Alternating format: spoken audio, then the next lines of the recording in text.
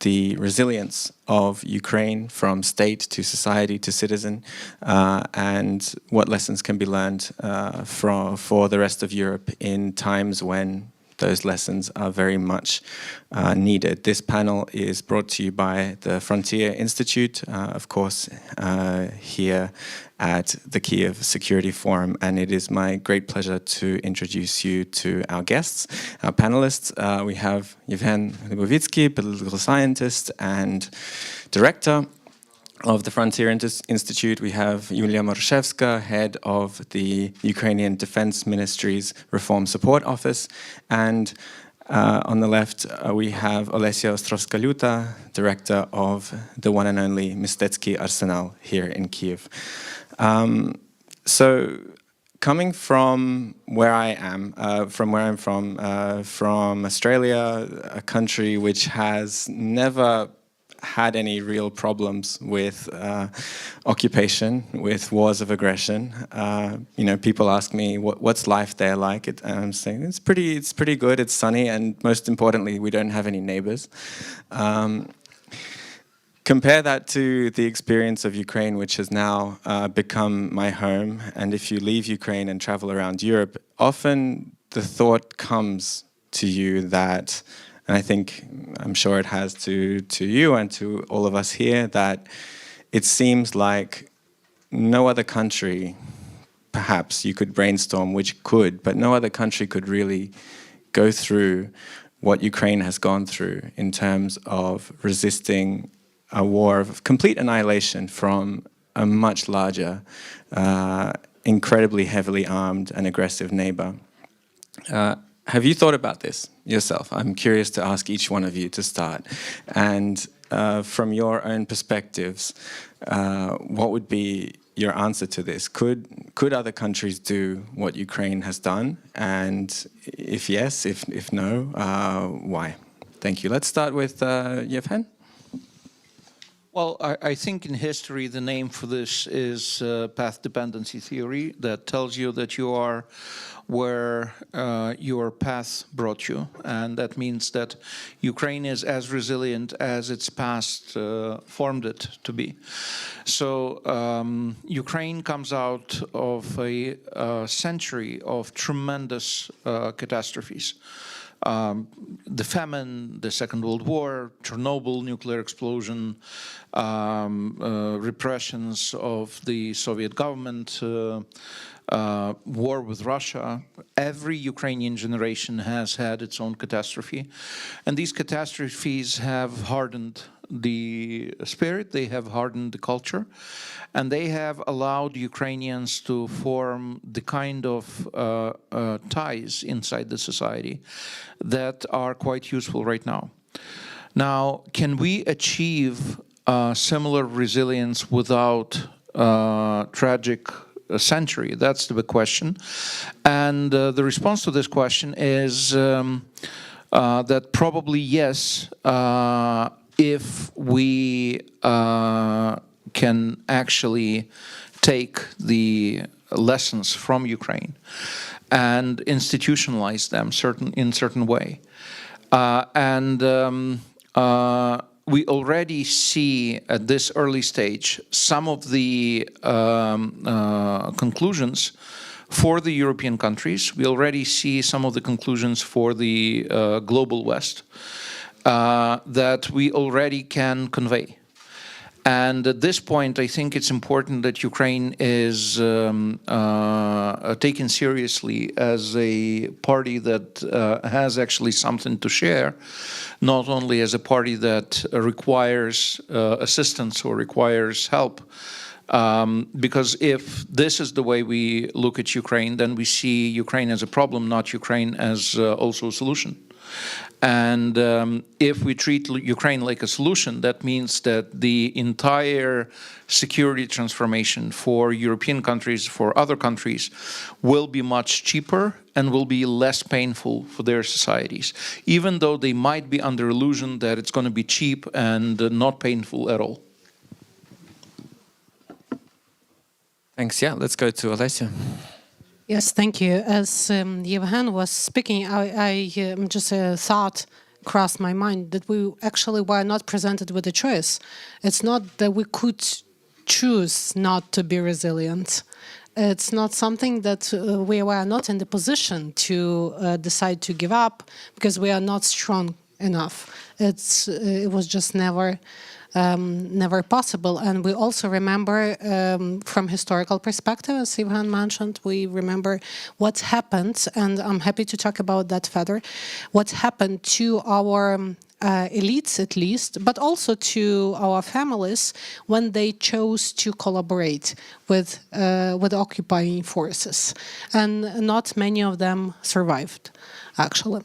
And the second thought is that not historically, but personally, we take my generation, I'm 46. So we never had a straight 5 years without a larger crisis. Ever since we were little children. Let me just mention, when I was just a small child, there was perestroika first, a positive turmoil, but still a turbulence, then Chernobyl, then collapse of Soviet Union, Ukrainian independence, then crisis of 1998, then Orange Revolution, then Revolution of Dignity. So it was never, and also financial crisis in between, and then COVID, which seemed like a very light thing to go through. So there was never a time, a significant amount of time when nothing not much was happening. And I think turbulence is also a natural thing for us. We are not used to living in a more peaceful, stable situation. We are used to living in a very turbulent time. Thank you. Yulia Marashevska. Ukraine definitely has a unique situation. Sometimes when I'm talking to my colleagues from the defense sector in Europe, I'm sharing the stories about the resilience of the Ukrainian ecosystem or civil society or society in general, and just giving them a few examples, like Ukrainian private foundation that bought the first satellite for the intelligence service, or the NGO that trains the biggest amount of the soldiers in the armed forces, teaches them how to use the technologies at the front line. And they basically educated about 80,000 people, which is bigger than some armies in Europe, and that's done by NGO. So given this example, sometimes I understand that it is a unique situation, and the roots of this unique situation, Yevhen is describing brilliantly, explaining that Ukrainian society never expects the state to deal with the problems. So we know that no one is coming. We know that if we are not pushing for some change, if we are not launching this training course, there is a huge risk that it's not going to happen at all. So it's a very interesting architecture of the society, where basically the driver of the change, the driver of the resilience is not inside the government, is not inside the general stuff, but outside in the society overall, in the civil society, NGOs, analytical centers, foundations, and other organizations. And that was actually the idea of the Reform Support Office of the Ministry of Defense, to connect, to become this bridge between the institution, Ministry of Defense, and the civil society, to give the pretty like a shorter point of entrance to the Ministry of Defense.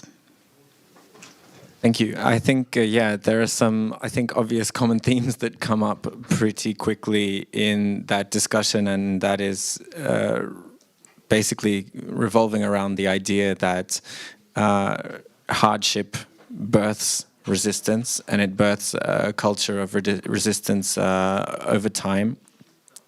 I guess the big question is then, if if that's the case, and that's maybe the first thing that many people think of when thinking about why Ukraine has been able to still be standing,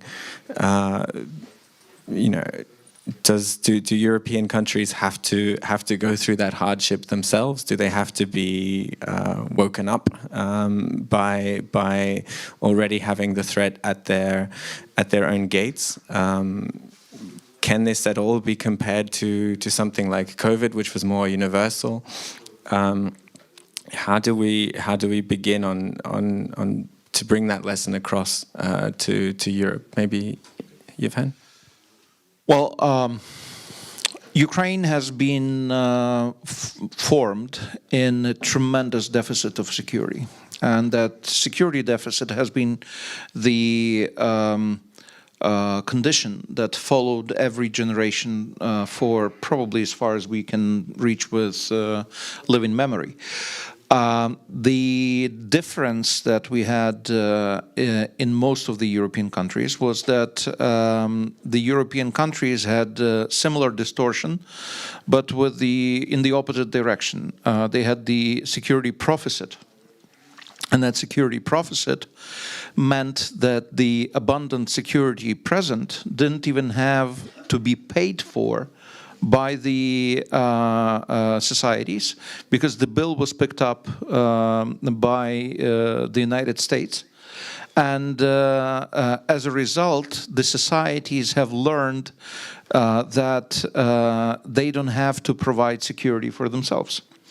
Therefore, they have ethically started to diverge from the founding principles, from the founding assumptions that were laid out in a post-Second World War Europe at the point of introduction of the European Union and at the point of introduction of NATO.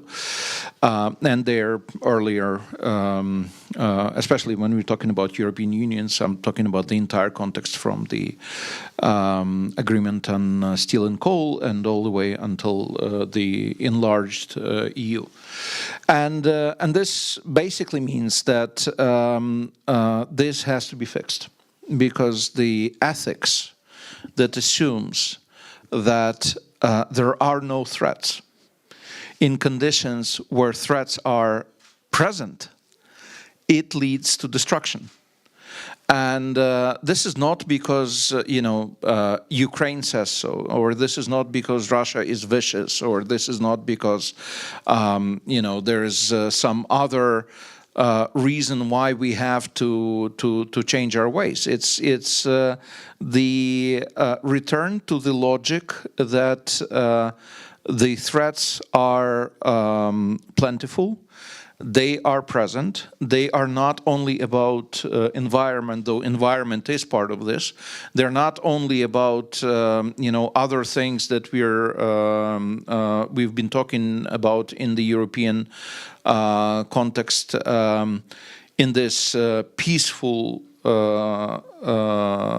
basically setting, and that means that Europe has to reinvent itself again. Europe is quite an adaptive space. We've seen through the history of Europe how Europe knows how to adapt.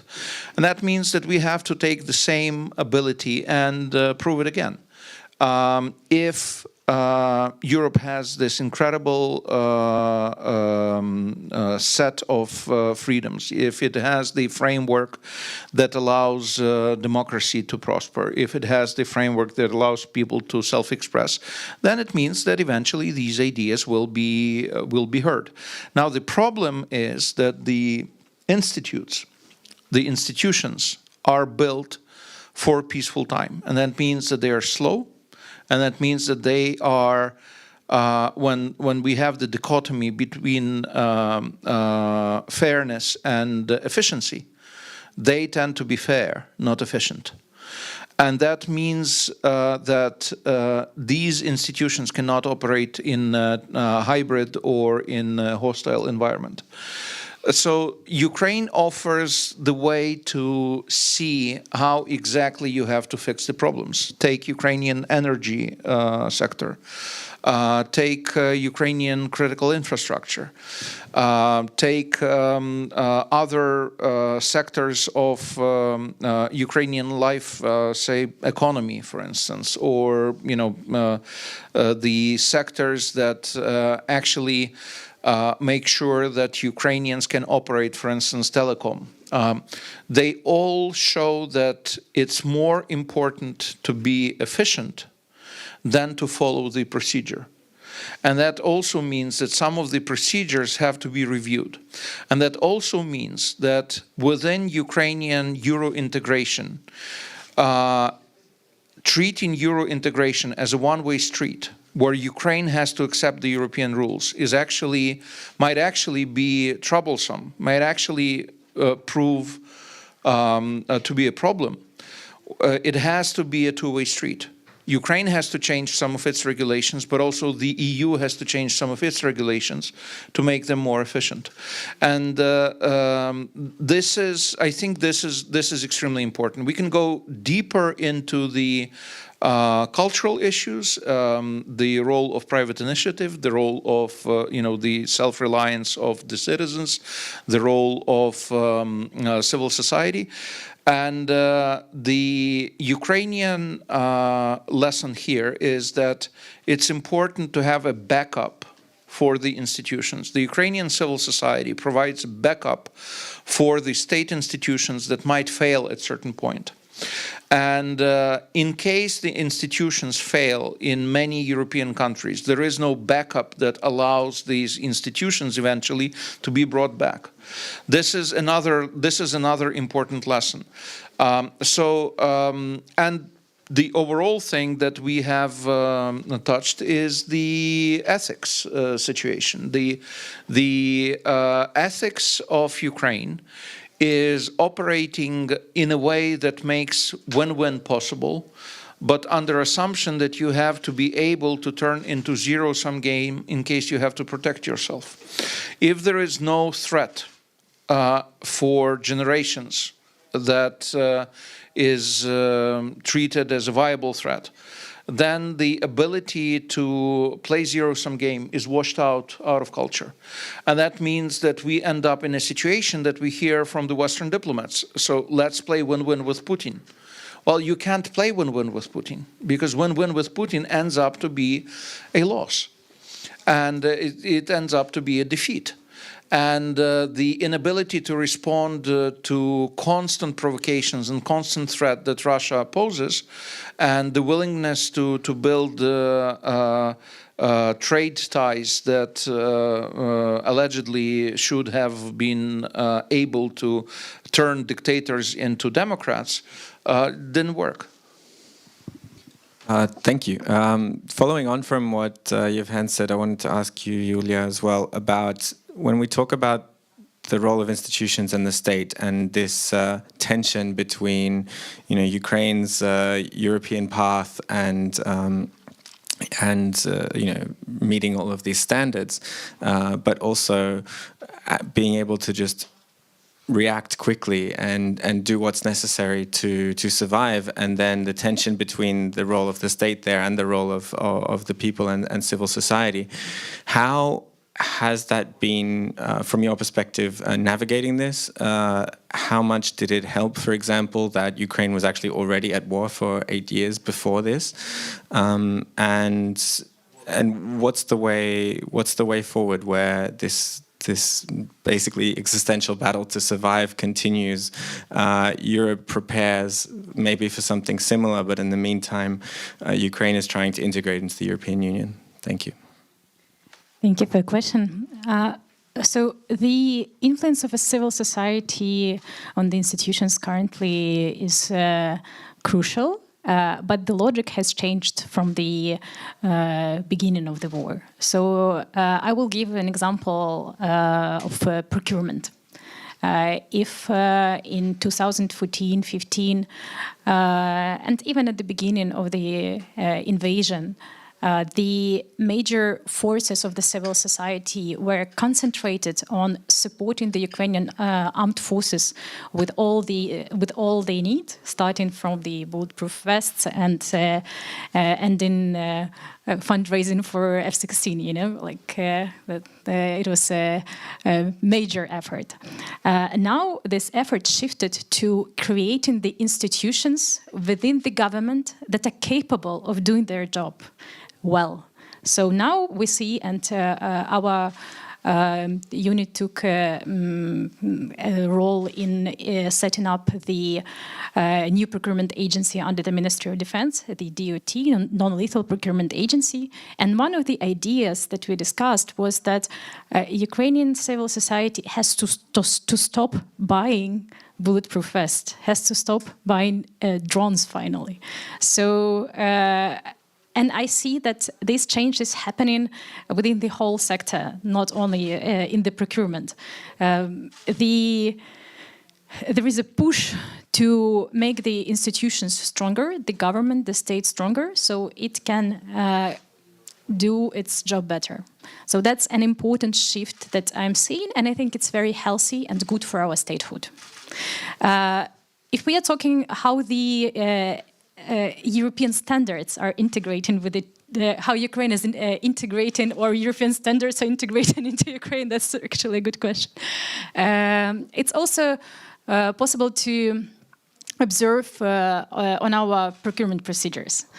We started, when we started launching the procurement agency, we were looking at the NATO standards. We established communication with the NATO procurement agency. We were learning from them. We were exchanging our experience. After the establishment of the agency, we compared our procurement timing and efficiency. And what Ukraine has done in terms of non-lethal procurement is much faster and more efficient than current processes in a NATO procurement agency.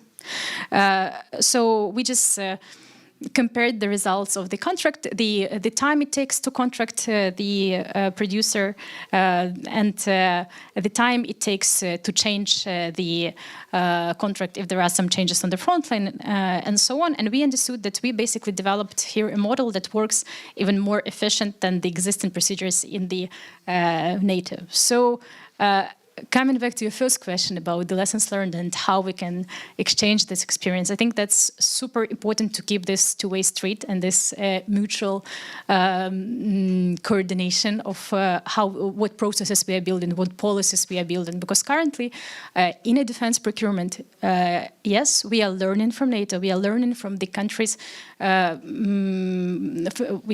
learning from the NATO countries and how they build their agencies, but at the same time, Ukraine has unique experience in procurement of the innovation. It's unseen in the world when innovation is being bought like in 2 weeks in the front line by a brigade commander who is operating 1 billion hryvnias yearly, as for example, 3rd Assault Unit. And they're buying the like uncodified stuff that they're basically testing on the ground and then scaling, immediately supporting the producer.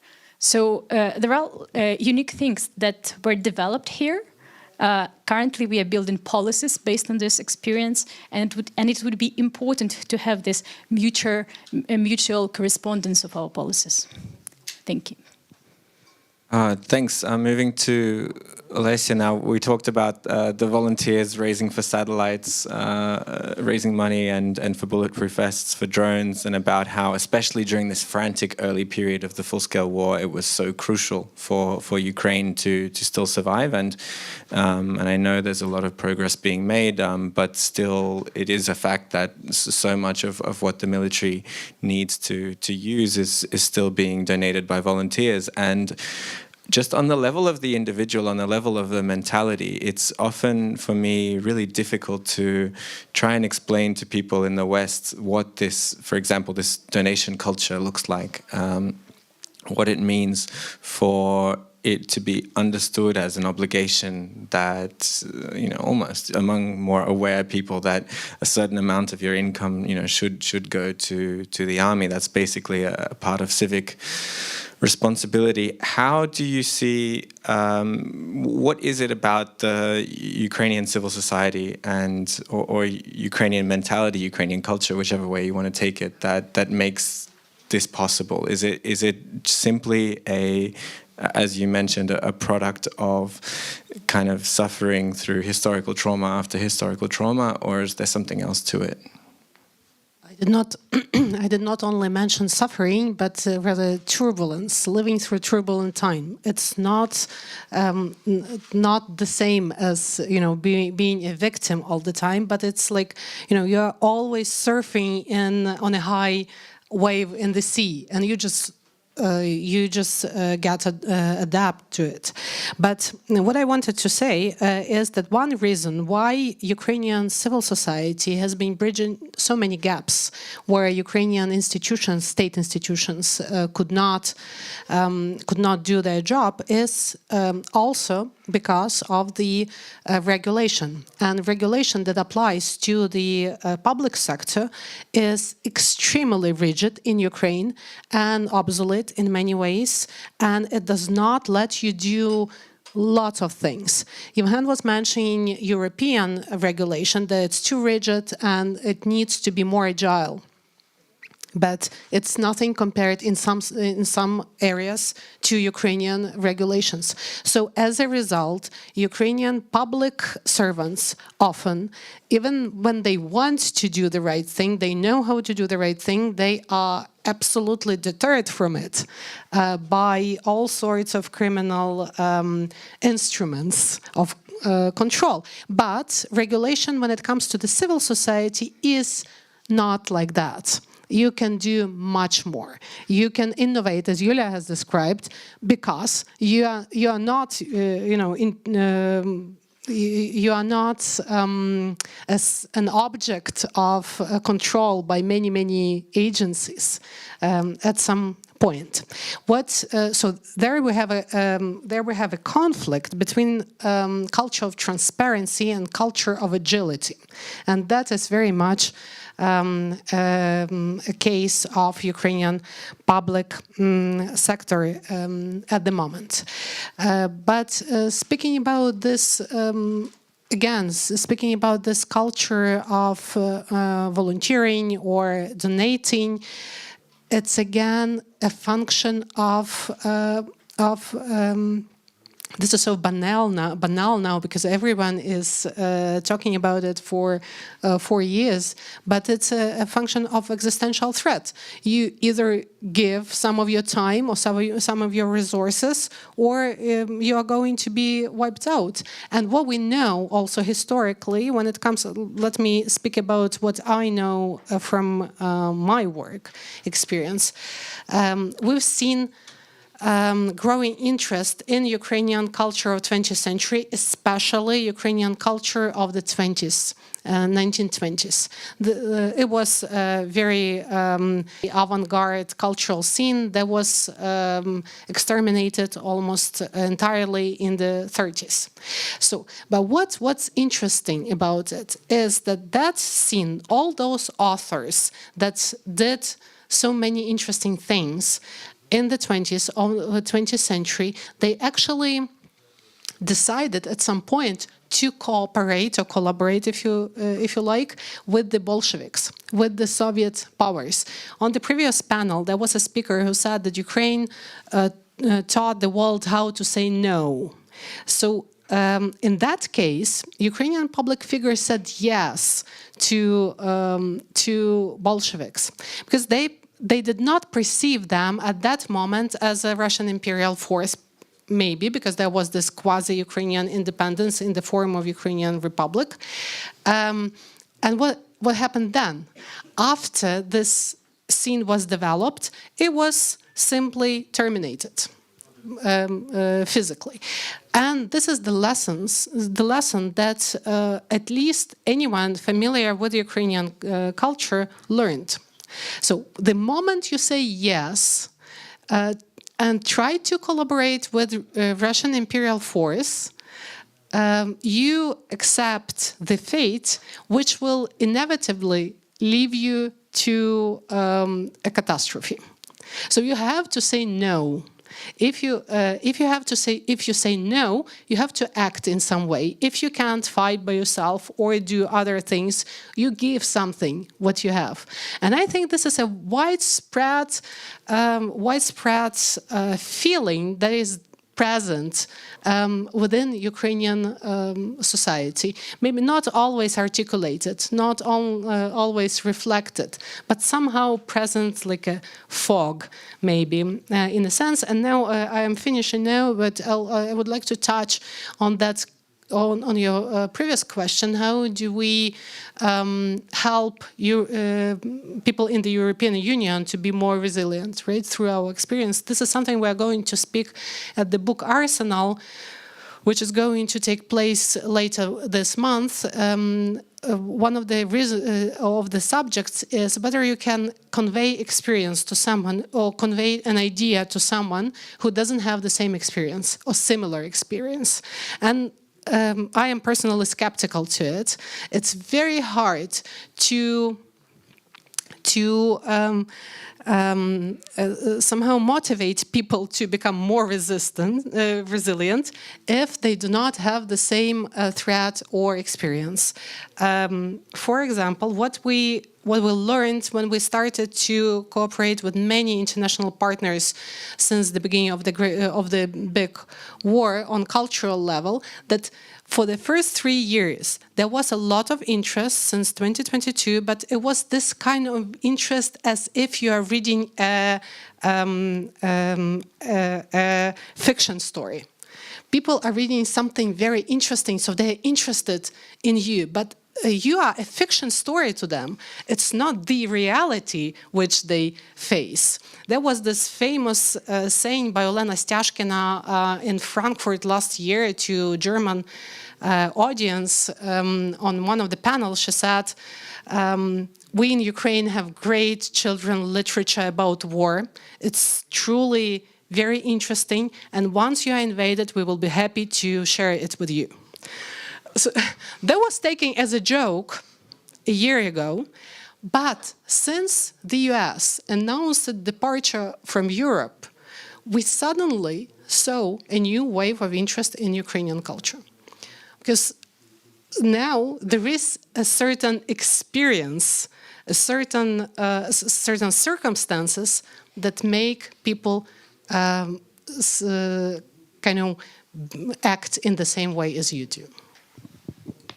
Yeah, thanks. I think culture, and that's what I wanted to lead on to the next, is a question of identity. Often you see these kind of street interviews or something like that in European countries asking about whether they would go to war, for their country if it was attacked. And often when Ukraine is trying to get the message about why we can't just cede territory, they draw maps of Germany or France with a fifth of their territory being sliced off, and like, would you accept that? But it seems that, again, because that existential threat is not right there in this moment yet, that message often doesn't come across yet very well. And I guess the question is, on the individual level, what is there a way of getting that across without the security situation in the whole continent getting worse, and is as it seems like it has been in Ukraine, is there a role to be played by just pushing a greater sense of identity? That's a huge question. No one has an answer. But what I can say is that words, literature, journalism is the best things that we have to convey those messages. So this is what we need to use. Maybe I can share from the practical experience.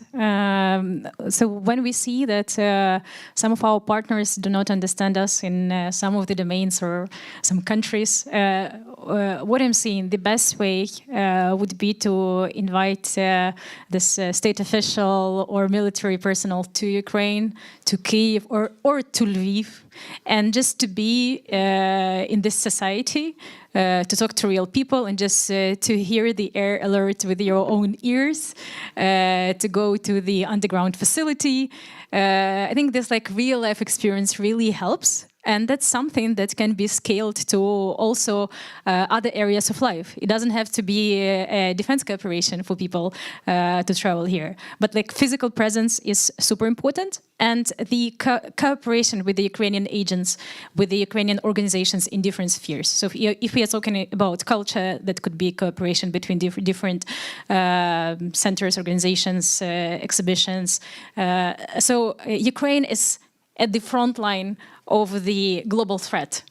If you want to understand how your society will react to this global threat, there is a very safe possibility to actually test it, is to collaborate in your sphere with the Ukrainian individuals, organizations, government. Thank you. I'd actually say that it's a pity that Ukrainian literature has not been translated to many languages, because it provides very clear insight into what do you do when you have this deficit of security and what do you do after you've lost everything. And it exactly shows you where that resilience comes from and what is it based on. And if we would project this onto the real situation that we have in the EU, I would say that one of the important conclusions for the Ukrainians was that even though Ukrainians oppose the government as a basically the body that represents the legacy of Soviet oppression, we have to remember that Ukraine became independent as a result of a very short window of opportunity that was right after the coup in Moscow, and the communists chose to side, who controlled the parliament completely, chose to side with the Democrats and enter that window of opportunity, partially because they believed that they are still in control and that they will be in control, and they were in control for some time. The result of this was that the entire system of institutions in the new independent Ukraine was basically intoxicated by the Soviet legacy. And it took about 20 years, 20 plus years to overcome this inertia. And basically this is why I would claim that probably Ukraine became de facto independent after the Revolution of Dignity, and this was the moment when Russians have started the war against us, which is the war, independence war for us. But considering all this, it's important that statehood is the ultimate protector and the ultimate security guarantee or survival guarantee for the citizens. And this is probably one of the most important conclusions. People will not go to the front line to defend administrative services. So when we're going to the, all the way to the libertarian view of state as a set of services, it's not a set of services. It is the environment that allows your rights to be protected, that allows you to develop your human capital, that allows you to materialize your life goals and wishes. And if you do not have the statehood, then you do not have this environment that allows you to have a good life. Now, this statehood is very much built on the idea of agency. And this is exactly what Ukraine protecting right now. The Europeans have felt the same agency issue vis-a-vis the United States. The US basically has allowed the Europeans to be successful without agency for pretty long time. I would say for the time that's sufficient for the culture to be affected. And what we see is that agency is important, statehood is important, and it's important that we don't start thinking transactionally about the government, about the freedoms, about the institutions. Once we turn into transactional logic, we might lose things that we take for granted right now. Yeah, thanks. I mean, I feel like this, again, this tension between the citizen and the state and the unique relationship between them in Ukraine is almost key to this question, but sometimes it's coming almost seemingly from opposite angles, because we talk about how the Ukrainian state and now, you know, part of that state, especially the organization and functionality of the Ukrainian military is key to independence and to the resilience of the country and the people. But at the same time, again, what I notice, having lived in many different countries in Europe, is in Ukraine this incredibly strong, for better or for worse, informal culture, and also suspicion of the state and ability to resist it, kind of disobey it, sometimes find ways around it. And I guess I want to ask if now we've been through 11 years of war and 3 years of full-scale war, have we come to some kind of crystallized answer of an ideal model for resistance? Is it some kind of hybrid between these two mentalities, these two relations to the state? What can we say to Europe about what this should look like? I can start. So first of all, from my point of view, I don't believe that there would be like a secret and the one formula that will work for every country in Europe or elsewhere, because it's really the resilience is deeply rooted in history, in the mentality, in the system of trust in the society, and it is unique in every society. And what works for Ukraine, now we understand what works for Ukraine. So it's basically this collaboration between society and the state. It's building this trust and using this trust to develop this state. So what is currently happening, what I can see with the revolution of dignity and then the war, then full-scale invasion, Ukrainian society is becoming the owner of the Ukrainian state. So previously it was a foreign state, as Yevhen was describing, the Soviet state, Russian state, and we are slowly making it our own, and we're designing it for our needs. So this is why the defense sector is being redesigned heavily and is being changed institutionally.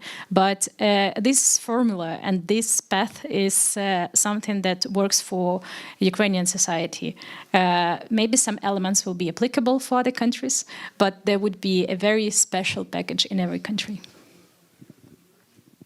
Any additions? Informal society?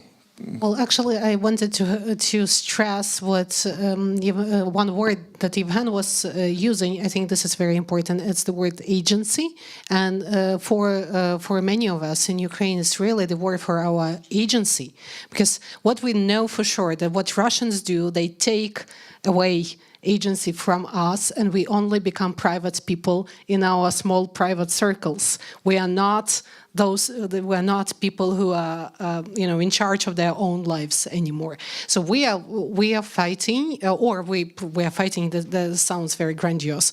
I mean, at least one of the motivation is to remain agents of our life. And once I was thinking about what is Ukrainian dream, actually. We more or less know from literature and pop culture what is American dream, what is Ukrainian dream. And I thought the Ukrainian dream is the ability to to give a form to a world around you. as Yulia was describing, drafting new policies, creating new agencies, new institutions, etc. That's how you feel that you can push and make a change, and that's a great privilege of, I think, of our generation, of those generations that were active during Revolution of Dignity, at least. This is the feeling that you are capable of changing the world around you, of changing your country, and that's pretty much the Ukrainian dream. And again, it's very much connected to the idea of agency. And again, the Russian war against Ukraine is primarily against Ukrainian agency. This is. I think this is important in global context. If we look at the history of agency, this was the privilege of the monarchs. Then it was the privilege of also the rich people and those who had certain ancestry. Then it was there were other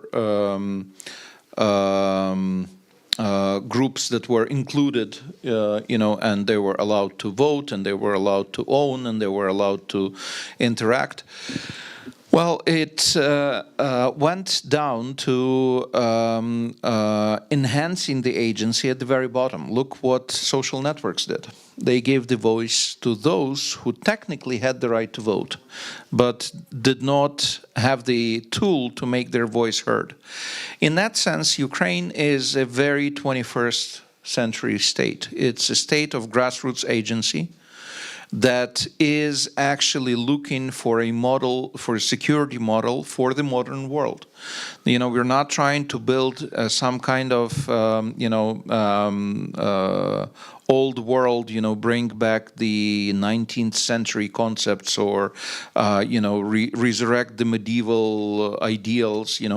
What we're actually creating here right now is a very modern concept. And I would probably claim that what we have here is the womb where the ethics and the basic institutions for the developed world for the second half of the 21st century are being constructed. So this is why I think it's important to see what's happening here, because this is about different balance between the individual and the state. This is about a different balance between the role of different bodies, be that business or be that church or be that civil society or be that academia. This is about a different idea of distribution of authority. This is not about only hierarchy. This is also about the network. And then the question is, who actually facilitates that network? Who is in charge of making that network efficient? These are the questions that are quite foreign to mainstream political science in the West. And these are the questions that probably will eventually become more and more important. And we right now have the opportunity to see how it works in Ukraine. And it's important, if we actually want to see what's happening, we have to fix our optics. Look, where the Russians failed, they have very quantitative optics. They look at the number of people, they look at the number of shells, of amount of arms, etc. They don't see the qualitative side. They don't see how people interact with each other. They don't see the motivation. They don't see the agency. When we look at the Western optics, it's overly institutional. It sees the structure, it sees the delegation, it sees how the responsibilities are organized. But again, it misses the ability of the individual to act in its own interest, not through delegating the authority to the state, but through actually own action. And what we have to do is we have to see that Ukraine offers a unique balance between cultural and institutional solutions. And we have to start looking at culture in broad terms. This is not art. We should not reduce culture to art or music or, you know, any other form of expression. Culture is about interaction between the people and institutions, people and the state. Culture has a much broader meaning. And in that sense, basically, culture is part of the structure that Ukraine relies on. Culture is also something that Ukraine is opposing. You know, it's very easy to say that this is Putin's war, you know. But in fact, Ukrainians understand that one of the reasons why we have to be resilient is it's not going to be over with Putin. If Putin goes, the Russian imperial culture and the Russian structure that allowed this aggression to start basically without significant internal opposition to the war, it's going to stay there. And it might eventually come back, you know, in a different form. And this is the reason why we have to be resilient. And this is the reason why we have to make a change in a basic assumption that the world is fundamentally not safe and that we have to be alert. And this is the assumption that was not present on the continent for a very long time. Thank you. We don't have too much time, but I do want to hit a trickier question, which I think it would be perhaps irresponsible not to discuss in this format, in these times, which is that when we're talking about all this level of resistance from top down to bottom up, the thing that I think most of us would agree on is the greatest source of internal tension and perhaps disunity is the tension and the pain caused by mass forced mobilization in a country in times of war. And I'd like to hear from you, from anyone who wants to comment on it. What are the lessons here from Ukraine for other European countries? Are they all positive, or are there things that we can say, you know, this is something that we've perhaps struggled to do as well as we could?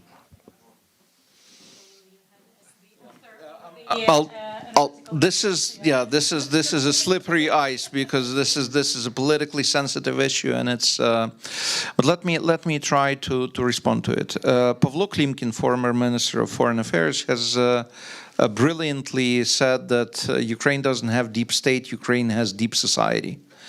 And that deep society actually is the, it's the essence of the Ukrainian agency. And that society has its own system of communication through compassion. You are a Ukrainian, not necessarily when you were brought up as a Ukrainian or you speak Ukrainian language, but it's when you feel the pain of thy neighbor. And part of the pain that's been sent through this network of signals is the feeling that there is tremendous room for improvement inside the defense forces in Ukraine. There is a need to modernize the culture. There is a need to move away from Soviet practices that are, as we talked, are very quantitative. And this is the general direction of the reforms undertaken by the Ministry of Defense. This is the general direction of the reforms that have been happening in the army over the last 11 years. I think this is crucially important for the Ukrainian society to have confidence and to have trust in the institutions that protect Ukrainians. At this point, we see that this is a divided loyalty. We see that Ukrainians trust the armed forces, but don't trust the recruitment units of the same armed forces, even though it's the same institution. We see that Ukrainians, the officials in Ukraine can be very popular, but at the same time experience extremely low trust. So we see that this is not an issue of some short-term effect. This is about actually deeply rooted trust that would allow people to make the ultimate sacrifice. If people go into a situation that might cost their life, they want to make sure that it is the sacrifice that has the meaning, that has sense, that actually will make the change for those that this sacrifice is made, in the name of those that the sacrifice is made. And this is why, I would say generally, Ukrainian culture is so children-centric. Because there is next generation that will basically reap the fruits of your actions. If there is a risk that totalitarian idea of treating people as expendable resource is implemented somewhere, people feel it right away. And that's when they back off. And that's when they start looking for various ways of protecting themselves. One of the things that people who have been researching totalitarianism that they know is that corruption is not a decaying tool, not the tool of decay in totalitarian systems. It's a tool of self-protection. It's the ultimate security tool. So what basically people do in a situation like that, if they feel that that the state starts talking to them in a manner that they remember back from Soviet totalitarian times, they just turn the corruption interface towards the state. And the state has no resources to be able to overcome this interface. Then this becomes a very painful issue, especially for those who have taken the responsibility upon themselves and who are fighting on the front line.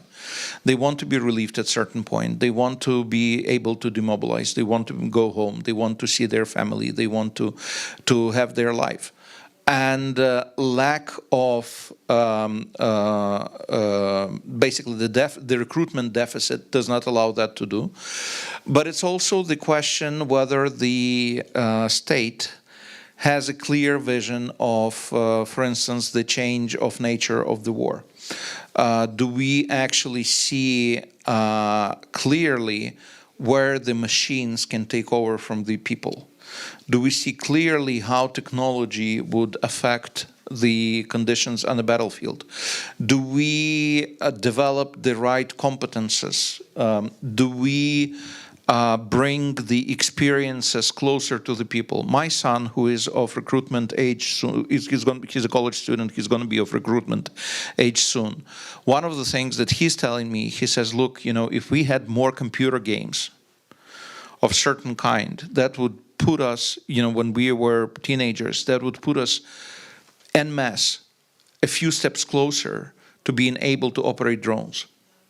And this is something that this is not necessarily the Russian brainwashing patriotic or so-called patriotic, camps or whatever. This is something that can be gamified. This is something that can be included in the into the education system. So we have to think about this, and we have to remember that every life is precious, and we have to remember that every person has feelings, and we have to remember that everybody hurts. And that's, I think, is also a very Ukrainian conclusion. Thank you. On that note, we have maybe time for one or two quick questions. Yes, please. Hanna, yeah. Hello, Hanna Shelest, Ukrainian Prism. Let me be the devil advocate, because all of you were so positive. As we're sharing experience, the other side needs to understand that they need this knowledge or experience.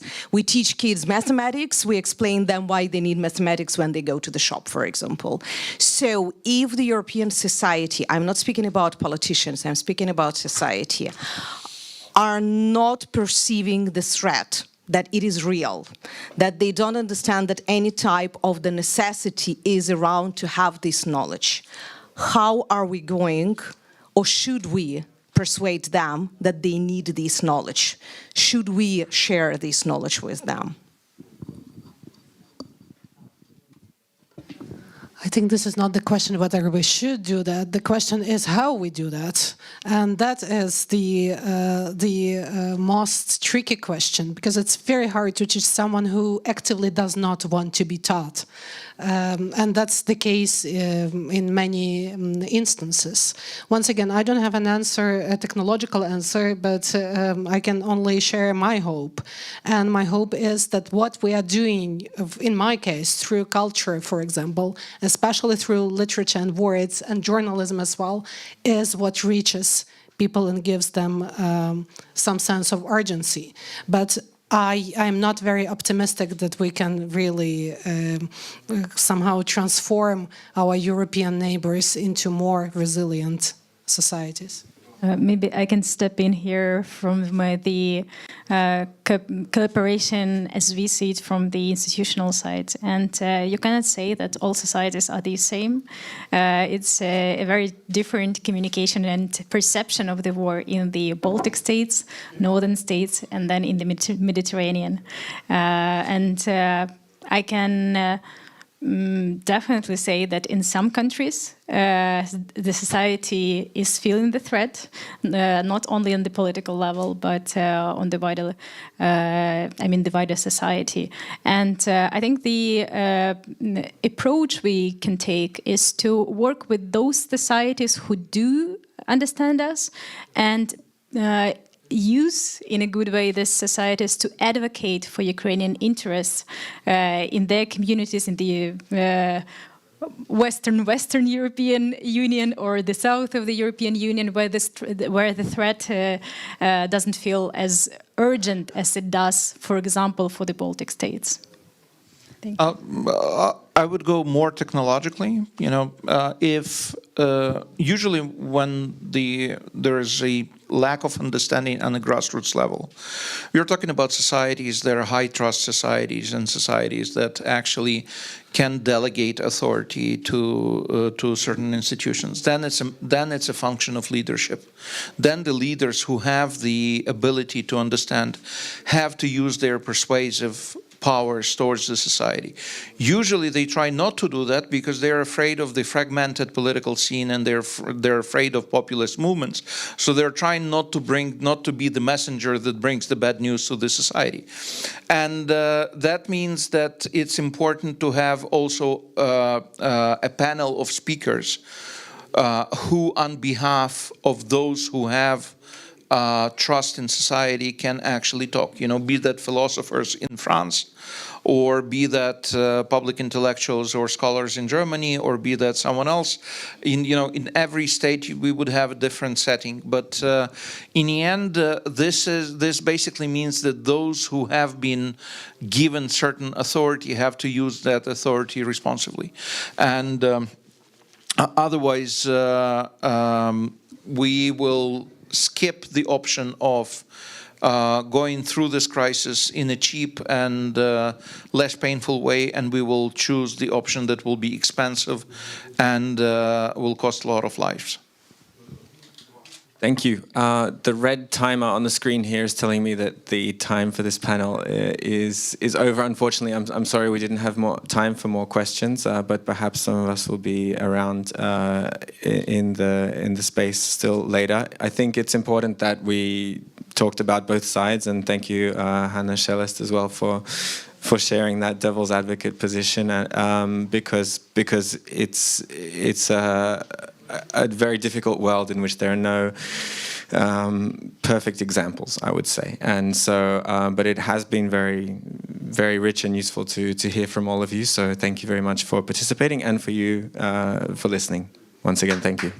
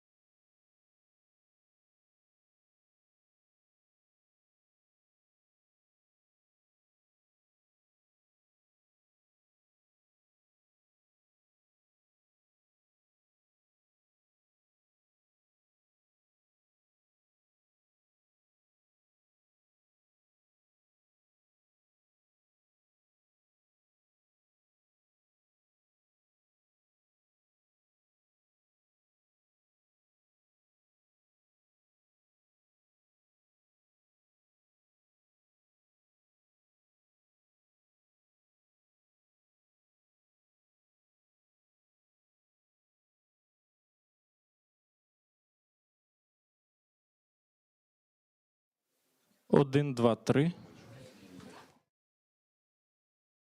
Можемо починати, я думаю, так.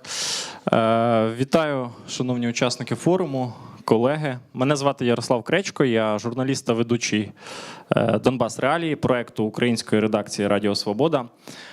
Наш проєкт уже 10 років розповідає про війну, про бойові дії, про окуповані території, а також про складні реалії оборонних інститутів України. До 22-го року це була війна на Донбасі, зараз, на жаль, це повномасштабна війна по всій території України. І сьогодні наша дискусія про те, що змінилося в незалежній журналістиці за ці понад 3 роки після початку повномасштабного вторгнення. Власне, тема нашої дискусії звучить як про те, що означає говорити правду, коли сама правда стає полем битви.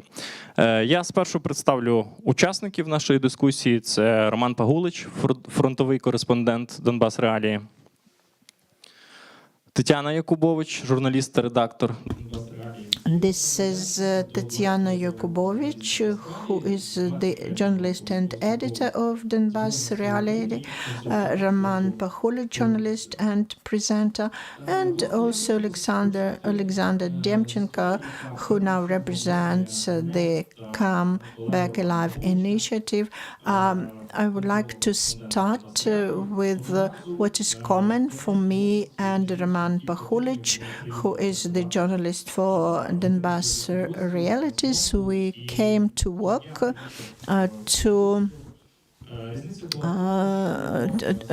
one of the spots in Donbas. And what happened 2 weeks before we arrived, the warriors, the servicemen, lost one of their colleagues, one of the servicemen, and the commander of this unit.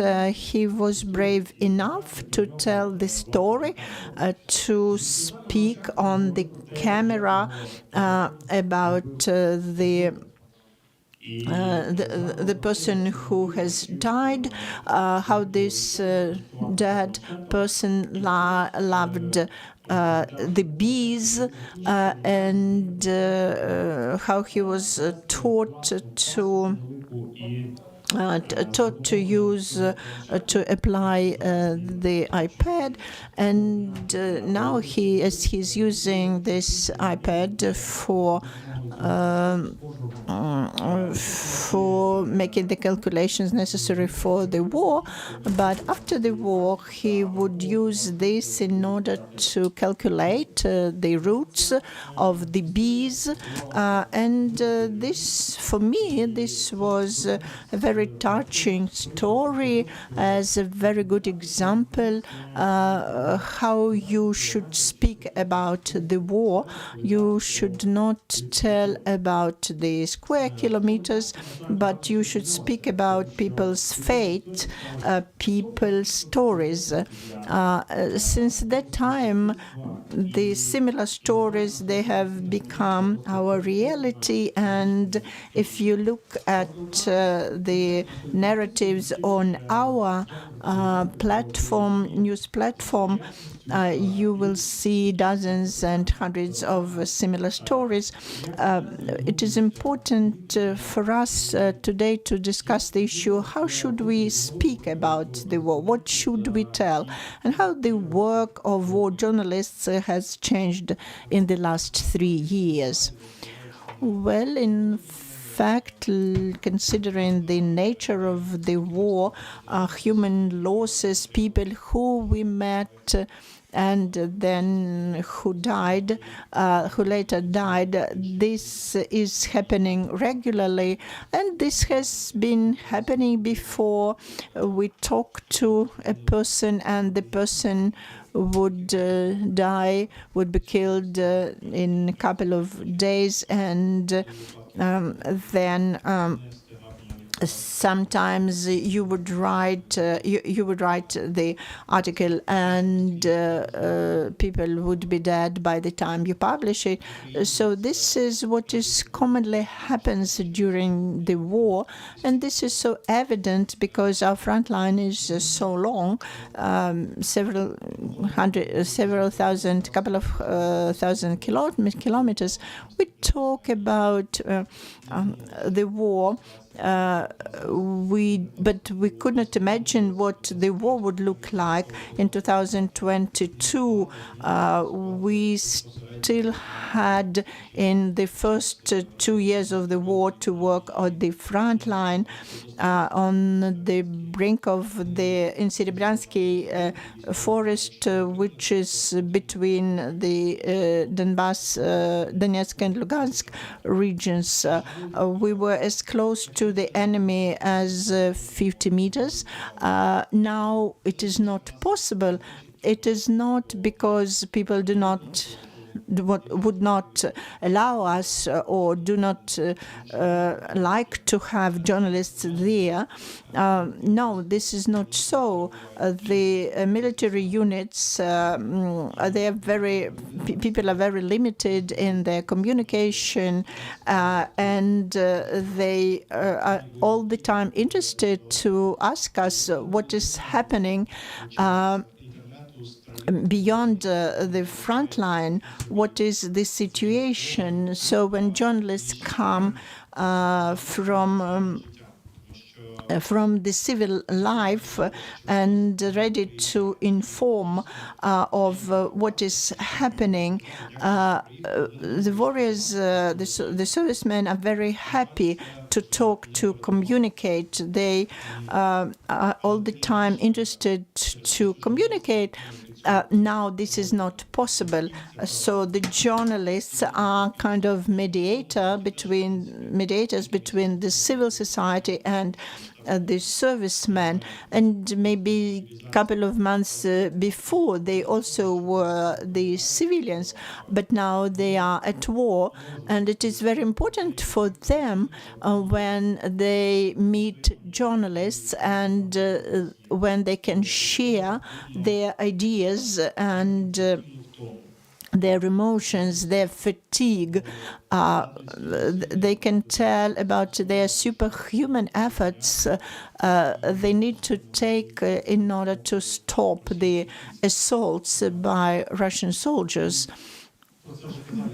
Yaroslav told about it already, mentioned it already. We are the analytical program, but nevertheless we talk about changes at war, at the front line. We talk about changes in technology. We talk about different situation, and for this we need to be boots on the ground. You cannot, without people, you cannot speak about the front without mentioning people and their role.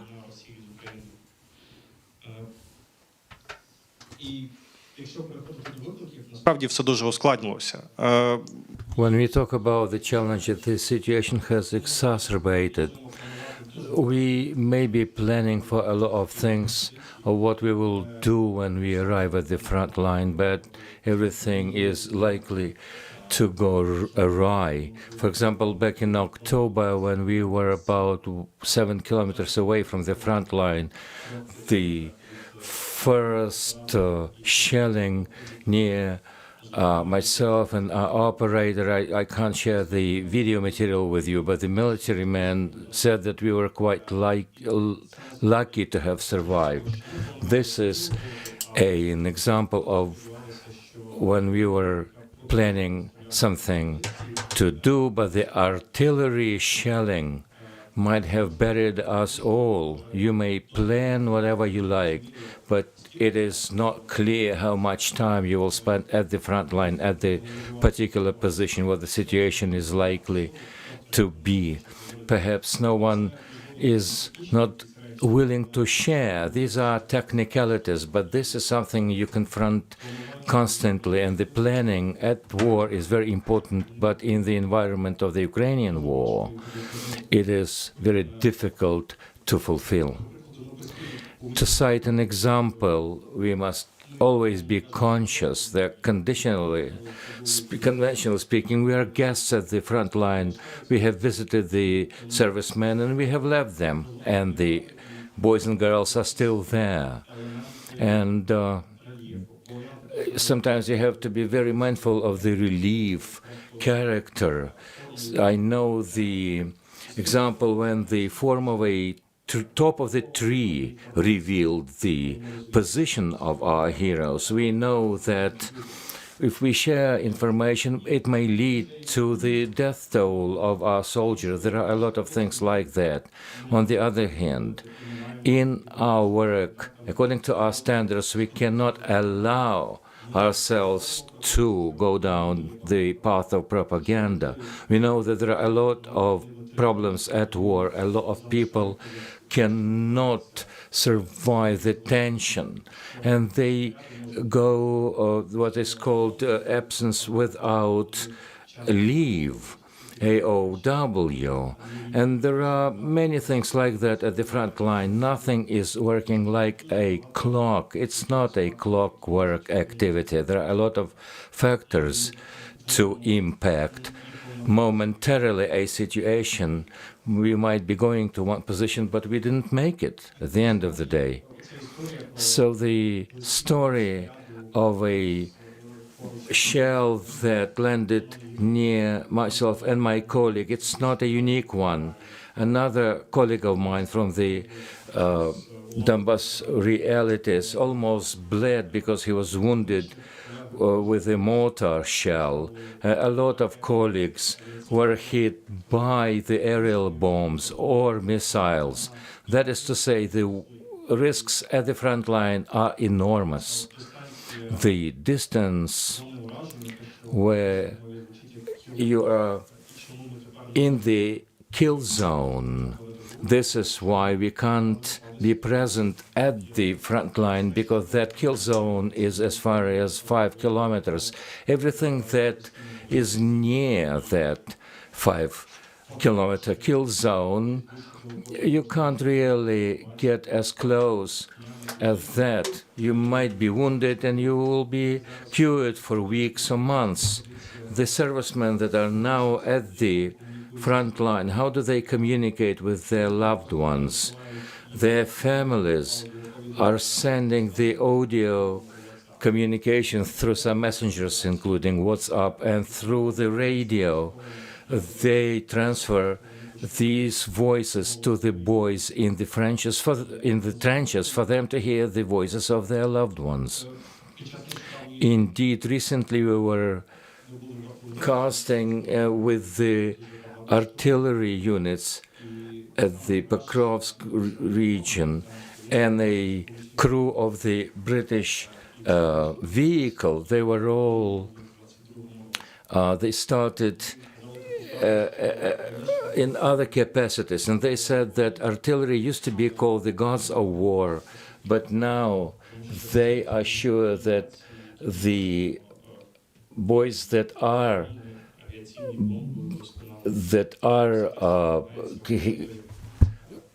bearing the brunt of war are infantry, because everything comes down to the trenches. Unless we have infantrymen and women, then there will be a collapse of the front line. Why is it that I'm talking so much about the front line? Because our work is zeroed in on that particular strata, because our project is focusing on the military. In our work, we are constantly seeing the destruction of settlement cities and villages. And the scenario is everywhere the same. There are disruptions with water, gas, electricity supply.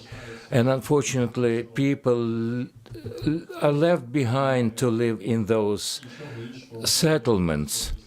And there are people who don't have any relatives or anything beyond the grounds of the settlement. Others are waiting for the Russian world to come. there are other expectations. This is a uniquely ironic situation when people believe the Russian propaganda until the last moment, believe that the Russian bombs will liberate them. In fact, in such a war, it is indiscriminate shelling that is taking place, and those who are waiting for the occupying force are dying in the same places where they live. And this is where I see the drawbacks of the information politics of Ukraine. When I look back to 2017, when we visited one of the frontline cities, we asked the local citizens to share what TV channel they were watching. There was this village of Trnoitsky, halved by the Ukrainian forces and the Russian proxy forces. And there was a woman who at her knob number one was television, the state Russian television. She said it was just a coincidence. But this is the environment of information where these people are living. This is the drawback of the politics of information that we are reaping the fruit now. This has led to the fact why the project Donbas.Realities is so important. We were talking about these issues when the Great War didn't start, when in 2022, when we didn't know what to expect with the technology that we are seeing. I think the situation will get worse, not better. Indeed, the challenges are very impacting in a big way, not only the front line, but something that you have touched upon, Roman, that is the politics of information. The emergence and the development of the social network, of course, is a challenge, because the Russo-Ukrainian war is a war where every serviceman or woman can share a message or a video. In the same vein, every soldier or a civilian can become an object of impact through the fake information, perverted information, where the truth is bent. And such information finds a lot of audience. This is why it is so important to work with the occupied territories, including the artificial restrictions in sharing information used and created by Russia. Here I would like to give the floor to Alexander Demchenko. As I mentioned, he was a member of our team until 2024. Now he is serving with the Ukrainian army and is a consultant of the project Come Back Alive. Thank you for having me. I will tell you from the start, I am finding myself in a situation where I can talk about the Radio Freedom Project, Donbas.Realities, from outside, because it is more than 2 years since I joined the Ukrainian Armed Forces. On the other hand, I might be biased here as an active serviceman with the Ukrainian Armed Forces, but I will be talking about unbiased things, objective things that can hardly be challenged.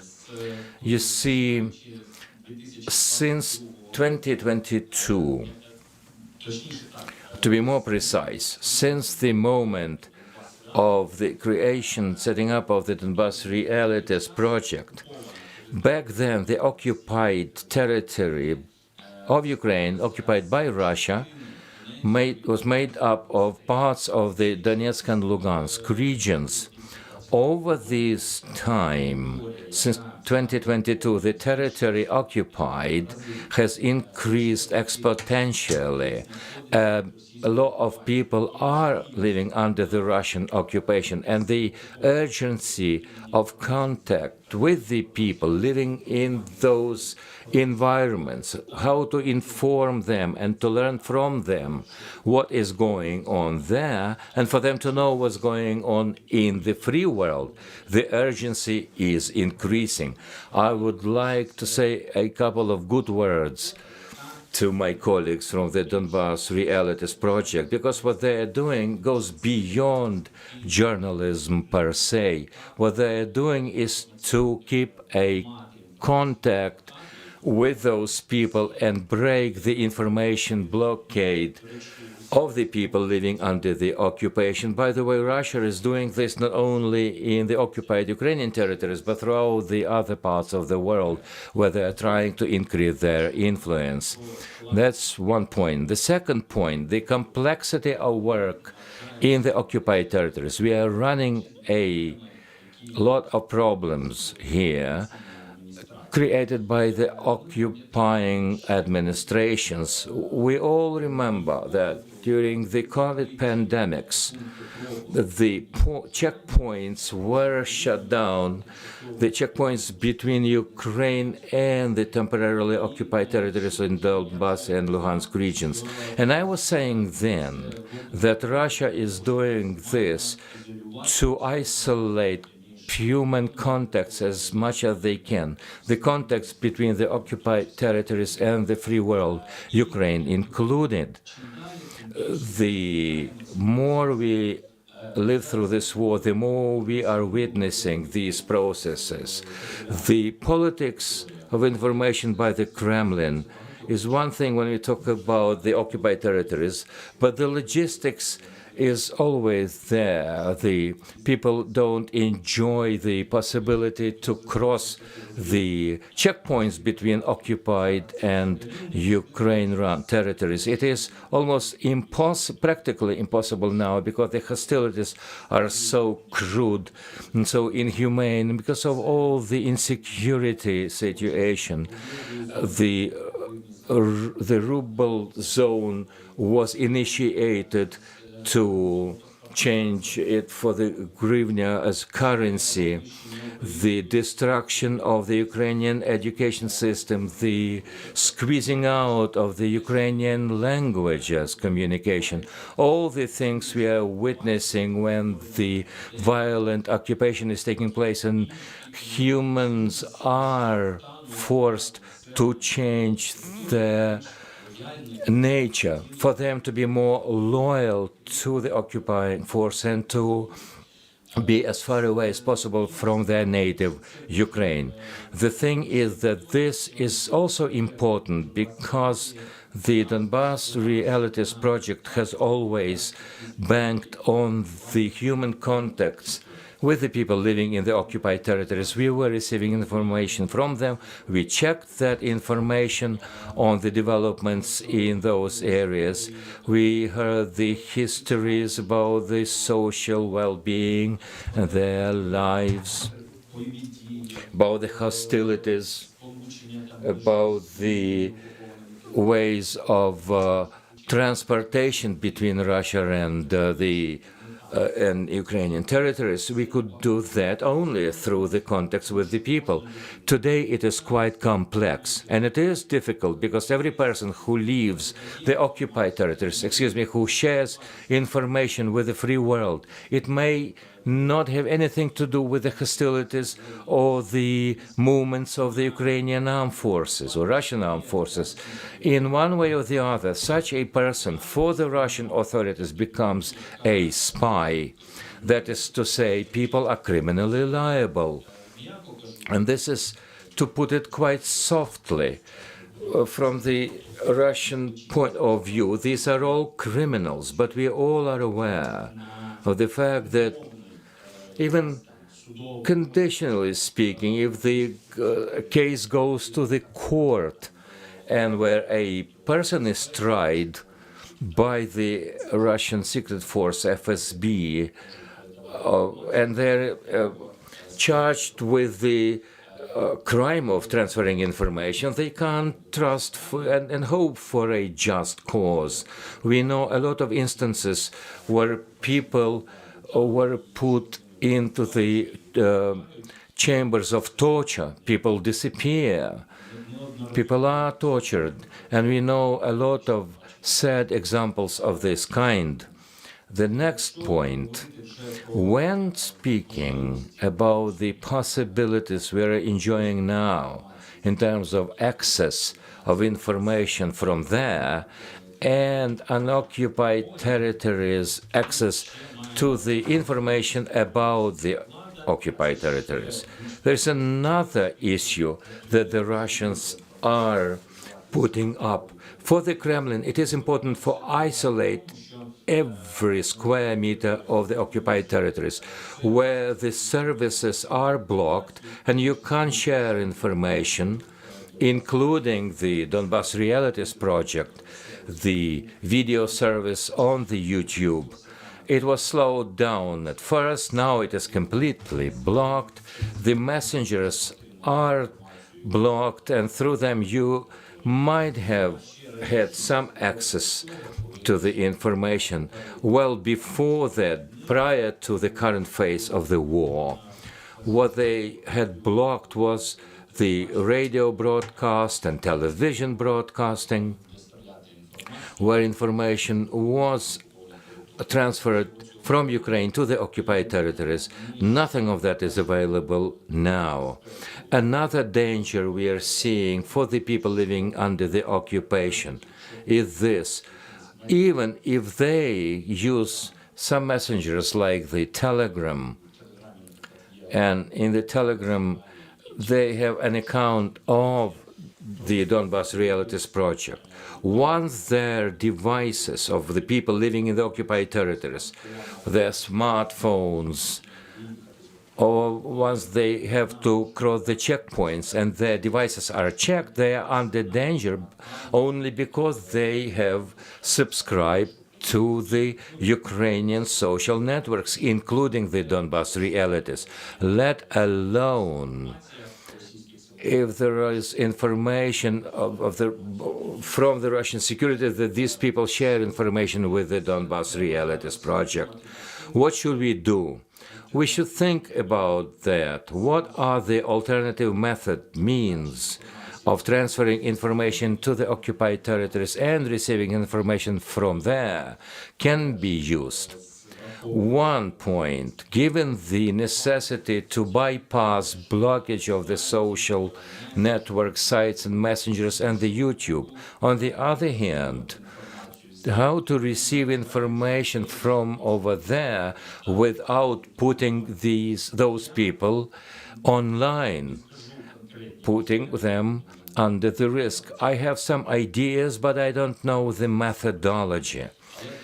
It has to be developed, but we have to take advantage of the alternative methods of transferring information, think other marketing strategies of how to get interested living under information through the just, unbiased, and balanced information. And third point, to come up with the methods of how not to put people living there under the danger.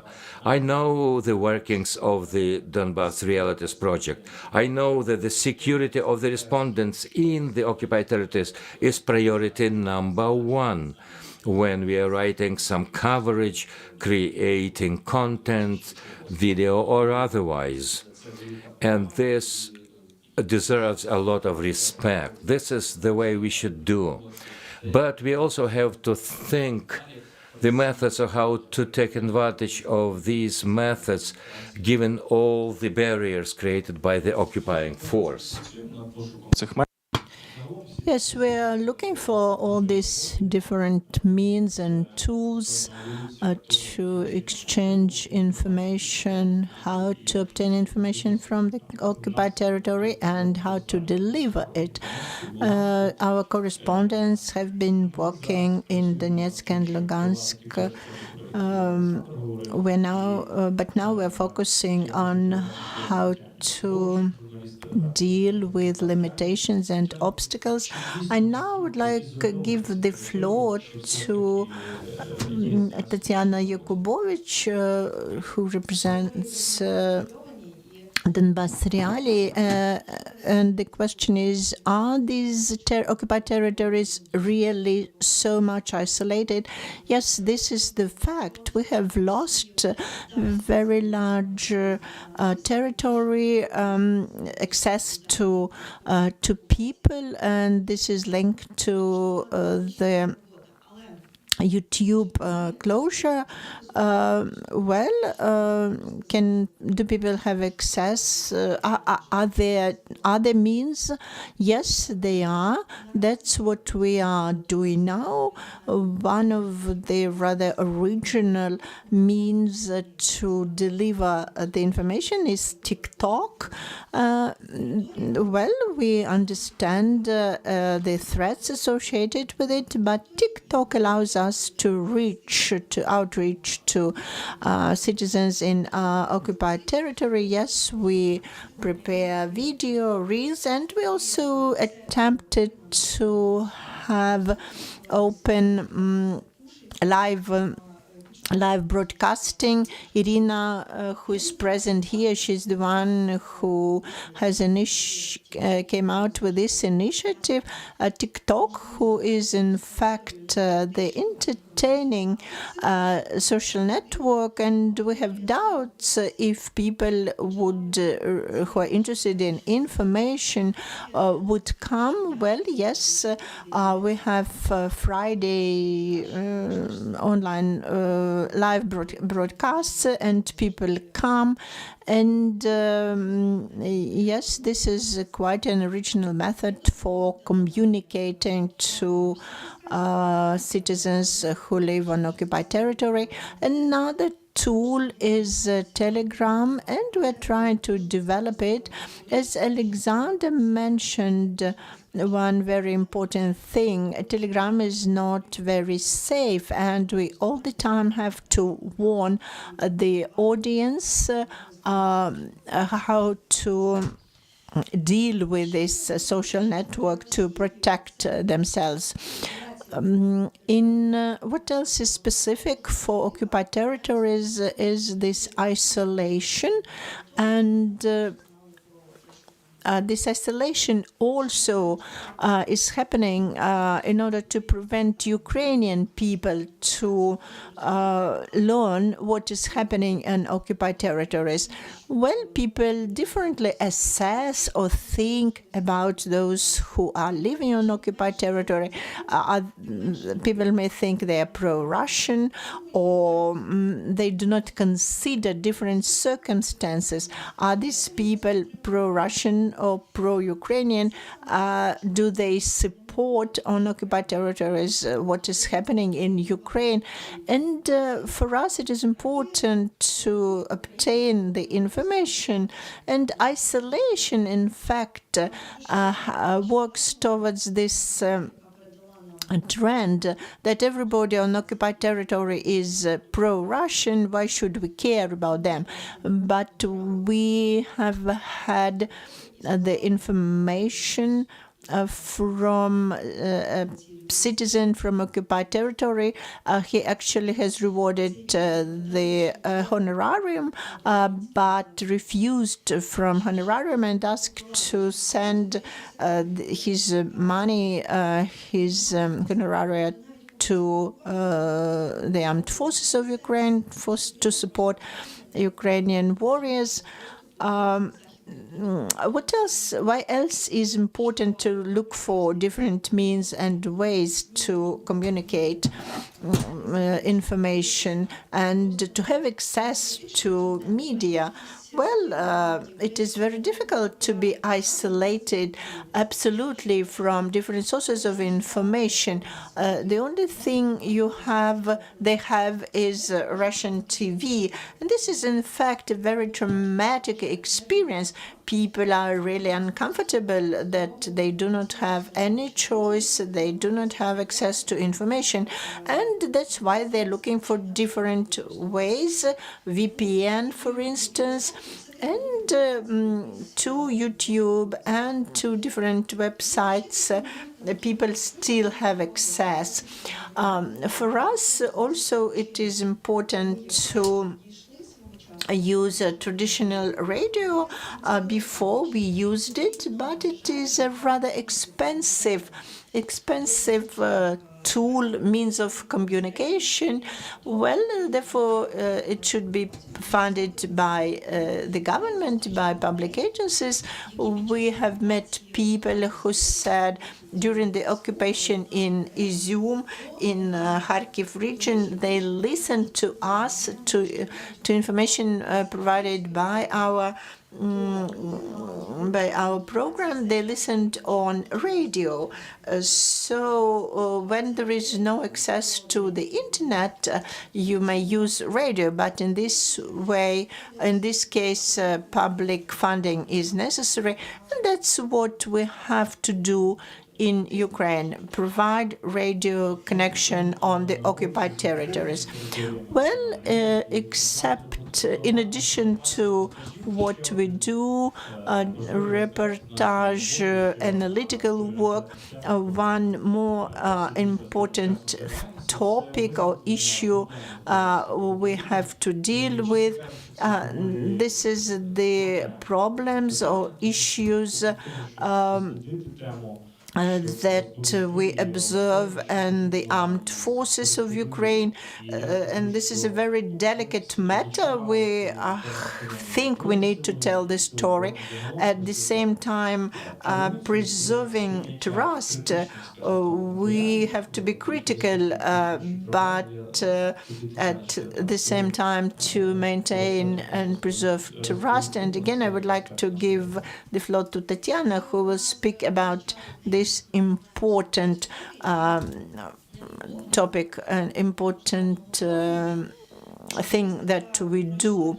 Well, journalists, yes, they have passed a rather long way, starting from fear, being scary to talk, to criticize the army, to talk about the issues that are of importance, and to criticize the armed forces mildly so that not to do harm. Well, when we started this in 2022, in spring of 2022, it was absolutely impossible to investigate what is happening in the army. One of our cases was the investigation what is happening in territorial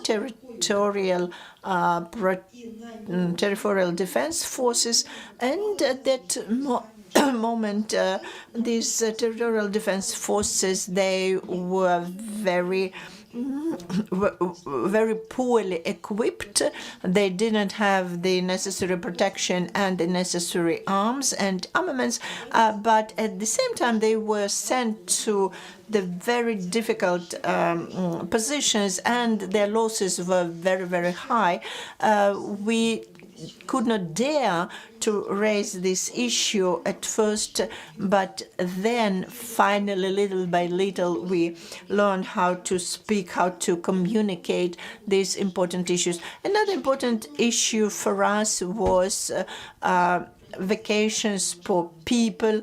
So we are now having the fully fledged invasion, but people do not have rest. This was not foreseen. So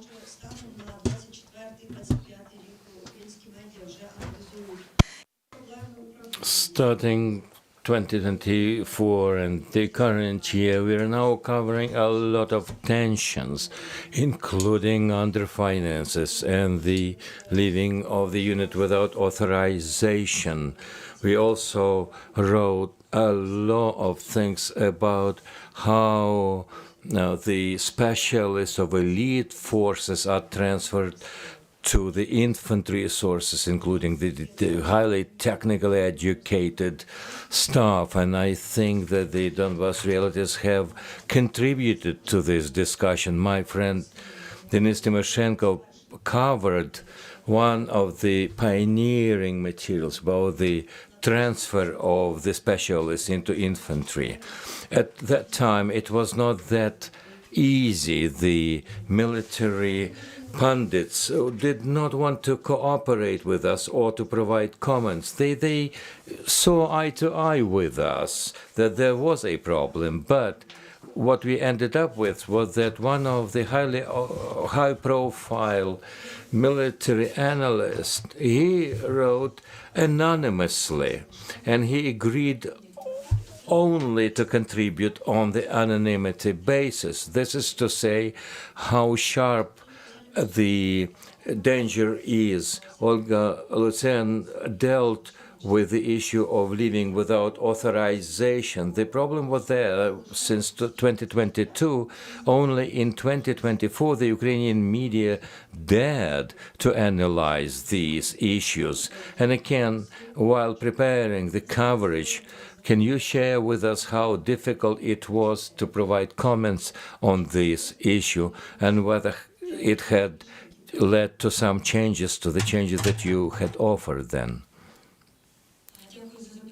Thank you for asking me. All the questions that you have mentioned have always been there in my work. I began the coverage in spring last year, and as things happened, the issue was there in the army, and somehow it has spilled over into the public domain through the social media. But the issue was very sensitive, and the military analysts wouldn't provide comments. The problem was that, one, you had to understand the mechanisms that were not working efficiently. It was not clear how these mechanisms worked, because the military wanted to go back after they have left the unit without authorization, but they were only able to go back to the unit that they had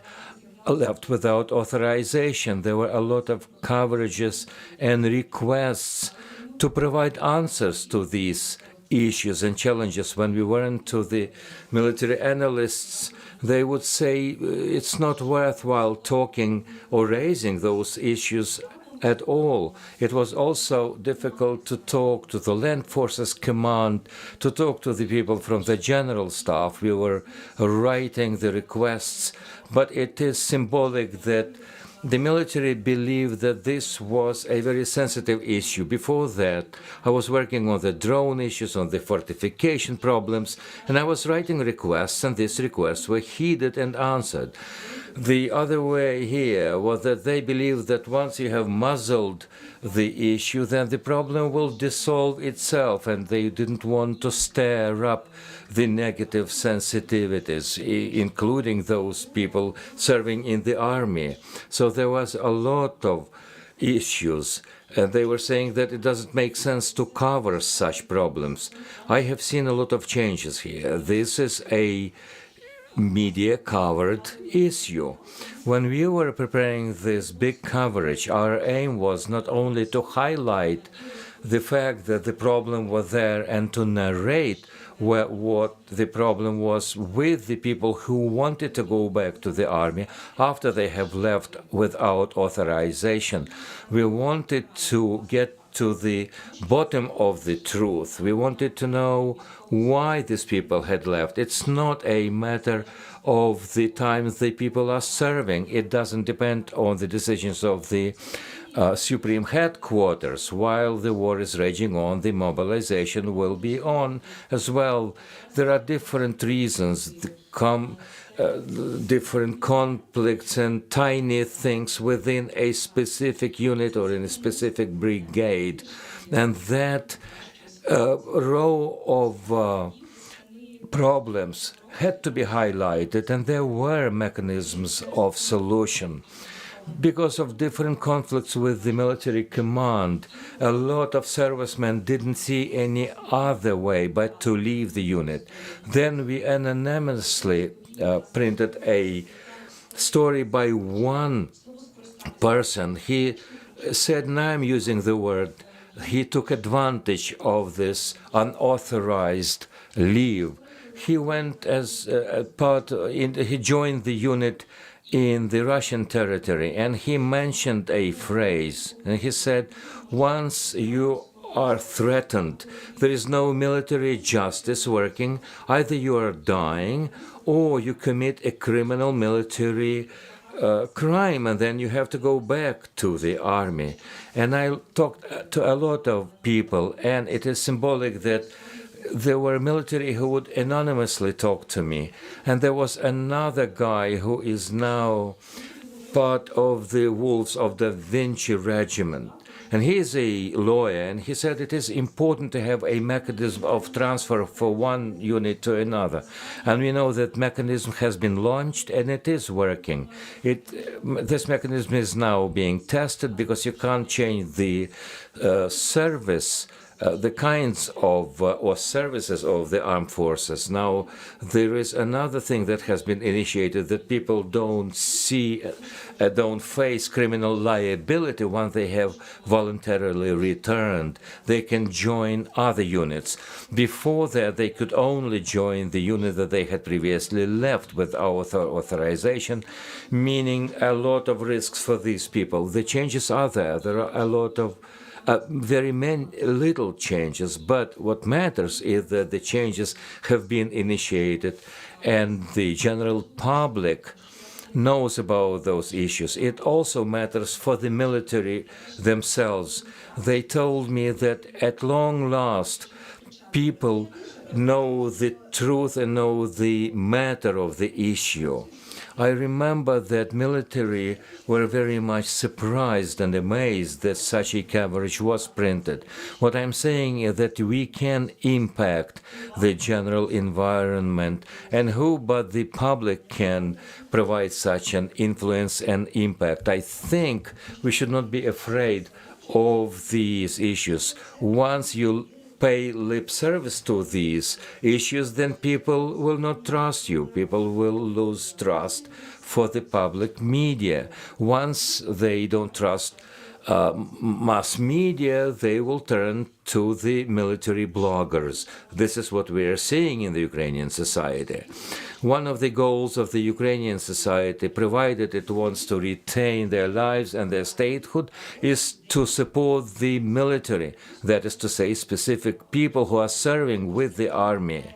This provides a significant impact on the psychological atmosphere. I think there's a gimmick here, and that is the public seems to be interested in solving the problems in the military because they will join the military. But part of the society, not all the society, but part of the society, are afraid of touching, coming closer to these issues. They say that it's the problem of the military, the closed structure, and this is up to them to decide. Yes, the balance must be found.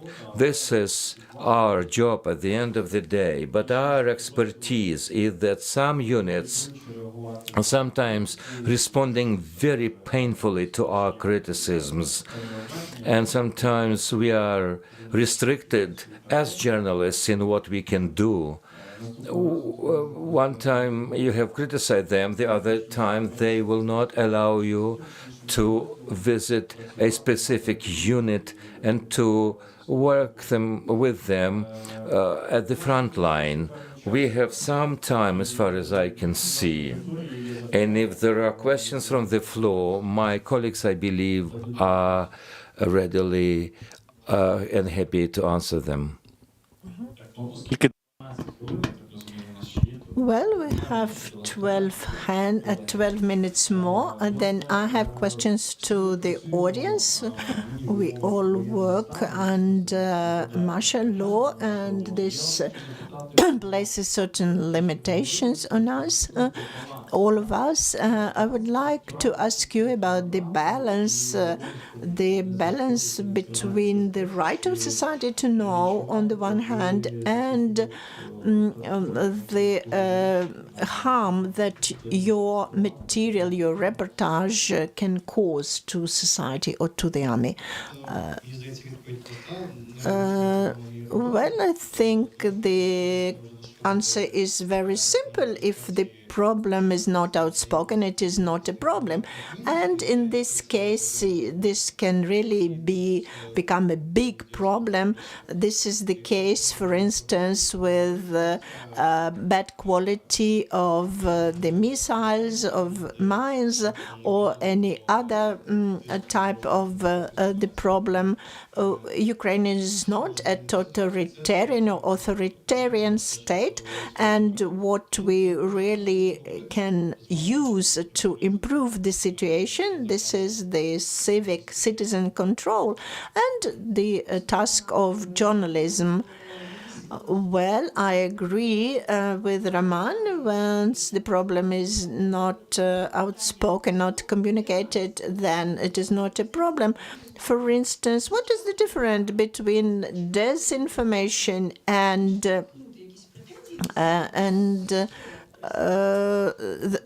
really the problem? This and the analysis. What is the difference? The disinformation that the enemy communicates all over Ukraine, when they see the problem, the enemy makes it even worse than it is. But if, as a journalist, you are making the analytical, the study of the problem, you are investigating, you are explaining, you are looking for and communicate the reasons, the causes of the problem, and then you also propose the solution. This is very useful, and this is for the benefit of our society. And on the contrary, what our Russian enemies does, they cry out loud how mobilization is impossible, how vicious it is, and so on, without any analysis, just criticism. Well, I received the comment that we are not, that we do not have 12 minutes, but less because we started lately. And my more question to my colleagues, this fatigue from war, that the society is tired and society is not interested anymore. How can we keep up the attention of the audience, keep up the interest of the society? There is an idea that society is tired of war, not interesting anymore. What do you think can be done in this case? Well, before this panel, I was talking to Mykola Beliskov, and we discussed it. Mykola mentioned that he is quite active, he gives interviews, and he's asked all the time the same questions, and in fact, he repeats himself all the time. You may not even dwell upon this or that issue because society knows already. That's the situation. But if we look at the Hollywood model of the end of the world, when you switch on the radio or television, nothing is happening, and this in fact is even more awesome or more scary when you do not have any information. This is the end of the world. So it is important and necessary for our society to obtain information every day. This is the usual thing. Well, information may be repeated, but nevertheless, it's a new day and still new information. Well, what we need to do, we have to provide, we find the balance in information, not just the information flow that makes people tired. Thank you, colleagues. Thank you very much. Thank you to all the participants who came to listen to us. Please listen to, read, and watch Donbas.Realities.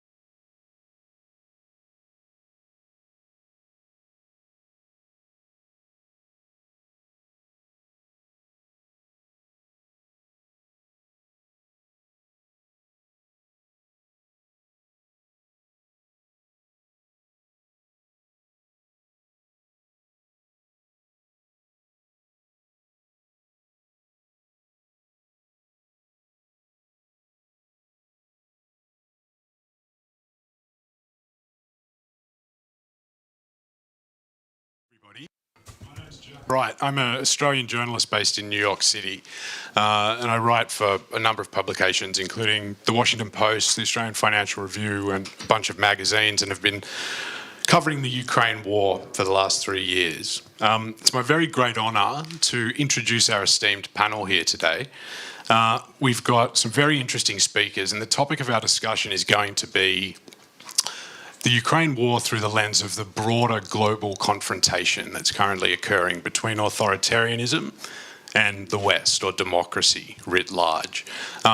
The panel is titled specifically to look at Africa, but we've decided we're going to broaden that out a little bit. So any conflict, and in fact any topic, is really on the table from our esteemed speakers today. With one notable exception, I have informed the South African members of our panel that rugby is not to be discussed at all. But other than that, everything is fair game. So to begin, I'd like to ask our panellists to introduce themselves, and we'll begin with Greg Mills.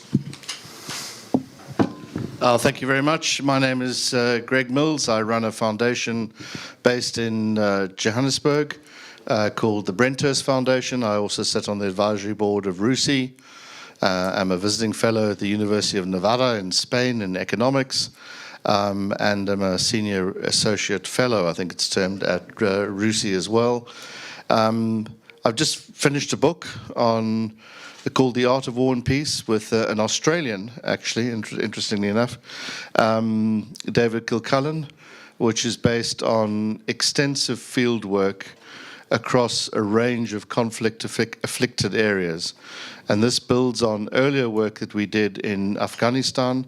Both Dave and I served in Afghanistan as the commander's advisor, he to General Petraeus, myself to Generals Richards and Carter in the British Army. I did 4 assignments there, and he more or less did about the same. And we wrote a book called The Ledger, which came out of our experiences in Afghanistan as to why things failed. And basically we termed it failure at every level. So I'm a South African, and we're very good at rugby. Thank you very much, Greg. Next, I'd like to introduce Solomia Bobrovska. I hope that I've got... I do pronounce. Welcome. Thank you. Should we speak Ukrainian or English? Especially Ukrainian members of parliament. I will switch to Ukrainian, but to represent myself, Solomia Bobrovska, member of Intelligence, Deputy Head of Ukrainian Delegation to NATO Parliamentary Assembly, and honored to serve in Ukrainian Army, in reserve. Fantastic, thank you. And we'll keep going down along the line. The next panelist is another parliamentarian, Mr. Gregory Namiria. Yeah, that's you introduced myself already, so I'll pass it to Ray. Okay. All right, Ray. And finally, Mr. Ray Hartley, Director of the Brenthurst Foundation. Would you like to introduce yourself, please? Okay. Yes, I'm Ray Hartley, and I was in newspapers all my career until 6 years ago when Dr. Mills persuaded me. I'm afraid the microphone is not working.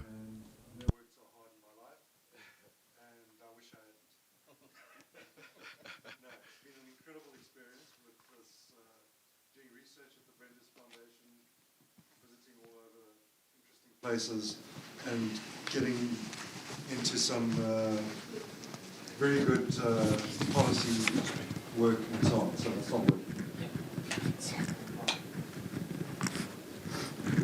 Take mine. Okay, this one's working, yeah. So, yeah, I'm Research Director at the Brenthurst Foundation. Fantastic. So to begin our discussion, I thought we would just get an update from each panelist about their current perspective of the conflict in Ukraine and what they're focused on. So why don't we keep this order flowing? Greg, tell us a bit about the book that you've recently written, the main sort of thesis and takeaways there, and how you're seeing the conflict. I think you said you've been to Ukraine 12 times now. What's your current take on the state of play? Well, so the book, The Art of War and Peace, and there's some free copies at the back, which you can pick up on the way out. The Ukrainian version of the book has just about been printed. I think this is the first copy we've got. So apologies for the Ukrainian members of this audience, but we do have English versions of the book to give out as complimentary copies. And this started, as I said, with a sense that the world is poised. It seemed when we wrote this last year at the sort of moment akin to 1938. That if we looked back on this, we'd ask ourselves the question, what should we have done differently? What did we not realize were the conditions that we found ourselves in and had the tools to act against, but failed to do so? And we didn't just look at the Ukrainian conflict. We, of course, or the Russian war in Ukraine, to term it correctly.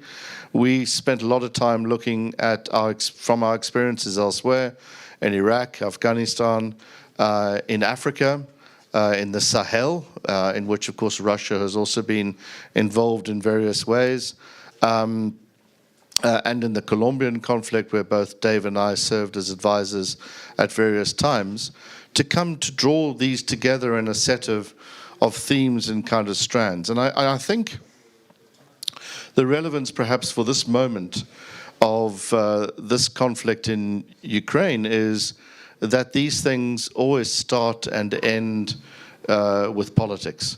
They are a result of political failure, and they have to end with some form of political solution. The problem in Afghanistan, to take a more recent and topical example, is that the moment for a political solution was lost in the wake of the hubris of the victory in 2001, and from that point onwards, from the Bonn Conference onwards, peace became more and more difficult, more and more elusive, and that opportunity was, in a sense, lost, because the longer the war dragged on, the less the Taliban had to lose by not compromising. The fact that these conflicts are interlinked, of course, I would argue that there was much less likelihood of conflict breaking out in Ukraine again in the form of a full-scale invasion in 2022 if there had not been the collapse in Afghanistan just 6 months earlier, I think makes the point very vividly as well. I think the second point I would make is a very important one in terms of the way in which outside agencies manage their involvement in any conflict. And that is about the question of agency. Whose conflict is it? Who makes the decisions? And where is that assistance best directed? Where is that money best directed? And of course, in all of this, the efficacy of aid is a big question. And the book spends a lot of time looking at where aid is successful, not a lot of time looking at where it's successful, frankly, much more time looking at where it's gone badly wrong. And then it spends quite a lot of time looking at the options facing leadership and how leadership at every level should respond in these processes, not only at every level, but also in a multitude of domains. Bringing that into, if I may, Jack, into Ukraine, I think to deal with the first point, there will have to be, at some point, a political process. There will have to be at least political pause, to enable the conflict to be stabilized, and I'll talk about that in a brief moment. And this gives rise to 4 different scenarios in my mind.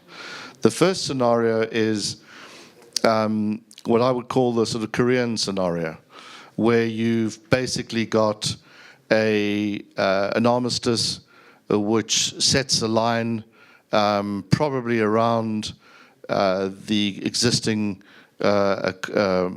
conflict line, wall, what do you call it, the line of contact, and then you negotiate perhaps over a longer period of time some sort of degree of compensation, but of course that's going to be very hard to do with Putin's Russia. So that's the first option. The second option is what I would call the German option, which is that simply the country is divided. You have 2 different systems which eventuate, and there's a long-term, probably multi-generational attempt to undo that. And that depends a lot on the success of Ukraine itself, basically in the West in this instance, and it depends a lot on the type and volume and focus of international assistance. There is a third option, before I turn to the one which I think is most likely. The third option is kind of give war a chance and keep fighting it out, which is, let's call it the Luttwak option, if I pronounce his name correctly. It was Edward Luttwak, the American strategist who basically punted the line, give war a chance. And you let this grind on inexorably, but massively dependent on international aid in the process, financial aid as well as military aid. And I do think here there's something of a credibility gap. Perhaps it's one of the points that I've learned the most bitterly in terms of my involvement on the policy side in conflicts, is the difference between what is required and the facts on the ground and what is promised. Lots of promises are always made about how things are going to turn out, how we will help you. I was in Afghanistan in July 2021, and those promises were thick and fast as to how the situation wouldn't turn out. But of course, we knew on the ground things were happening very, very quickly, and the promises didn't at all match the reality on the ground. So the credibility gap in the Luttwakian option, I think, makes it less likely. And then there's the fourth and final scenario, which is what I would call the slim option. And that's not to mean narrow.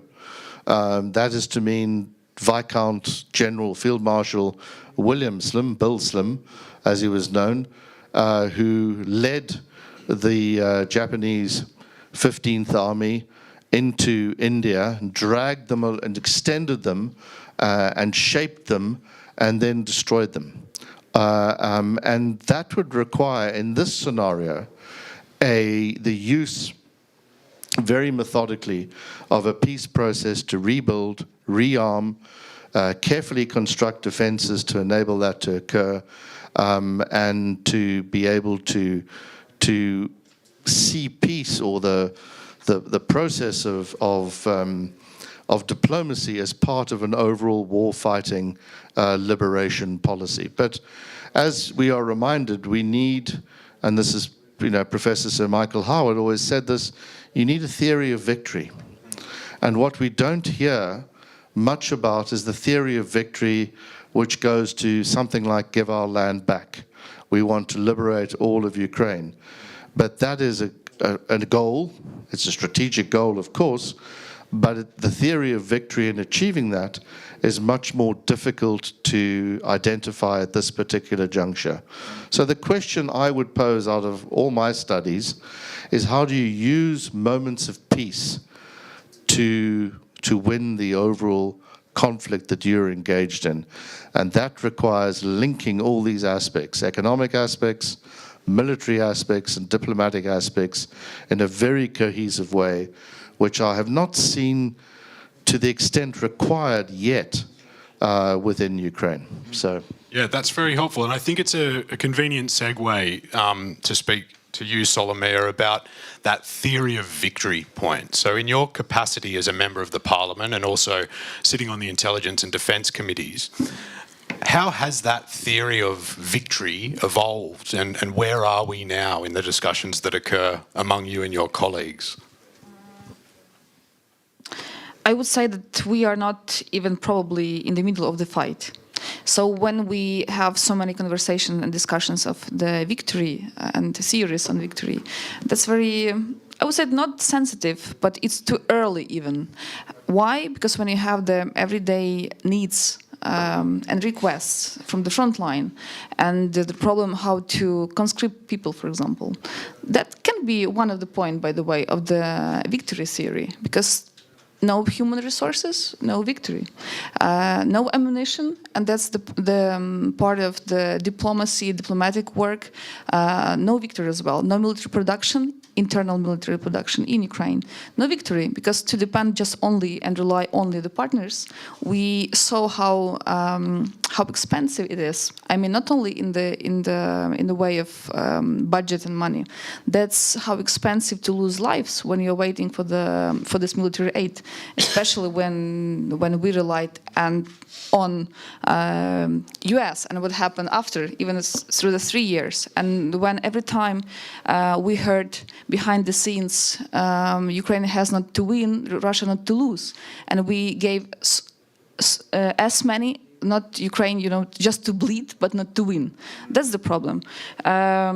Yes, we have the goal, and it's very widespread, and it's normal that to be back to the borders of 1991. Yes, there are different theories how to get to that borders in terms of the military way, diplomatic, or wait until Russia will collapse finally.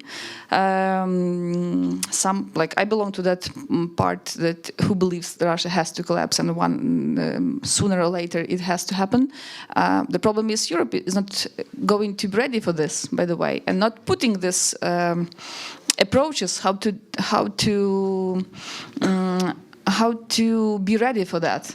Because when I'm, for example, I just recently got back from the very interesting meeting within NATO, but with Middle East states and Sahel countries, states as well.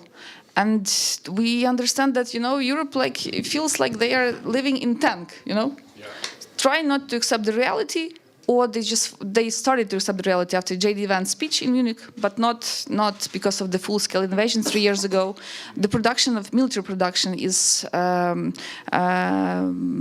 not decreased, but it's on the level 2-3 times less than Russia can produce per month.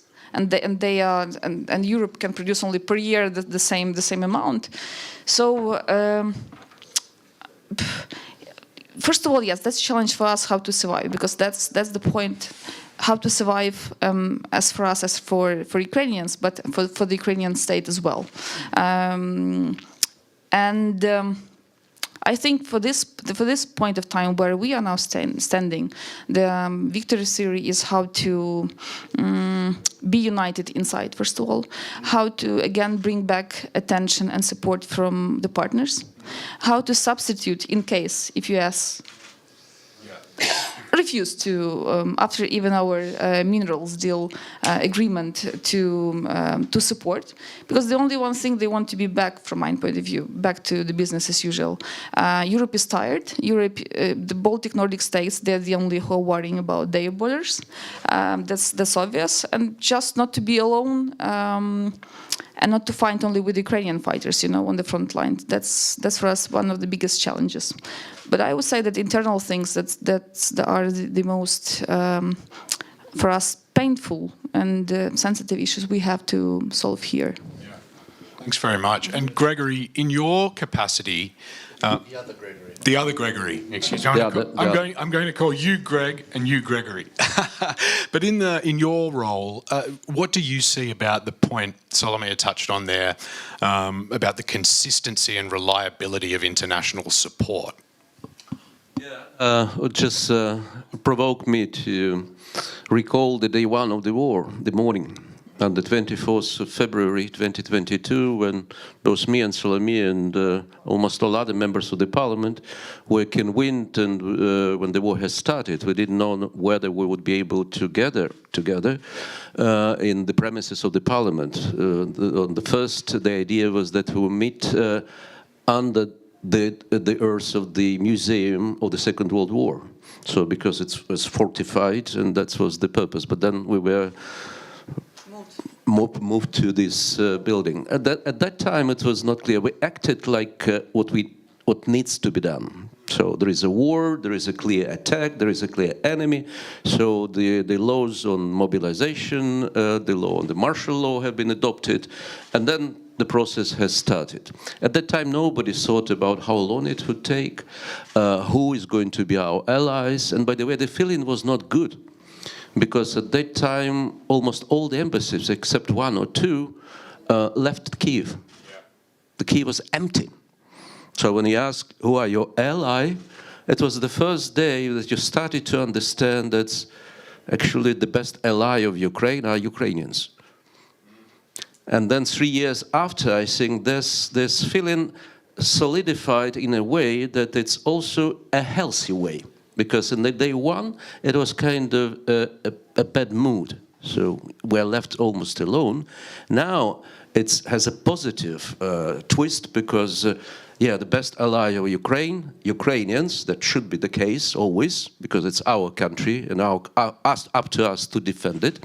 But at the same time, there is a lessons learned in terms of the allies, their longevity, how long they would stay. And in this way, this book, which just translated into Ukrainian, and based on the comparative analysis, those from academia, and I see Professor Garan here, so the comparative analysis always help you to better understand your own subject.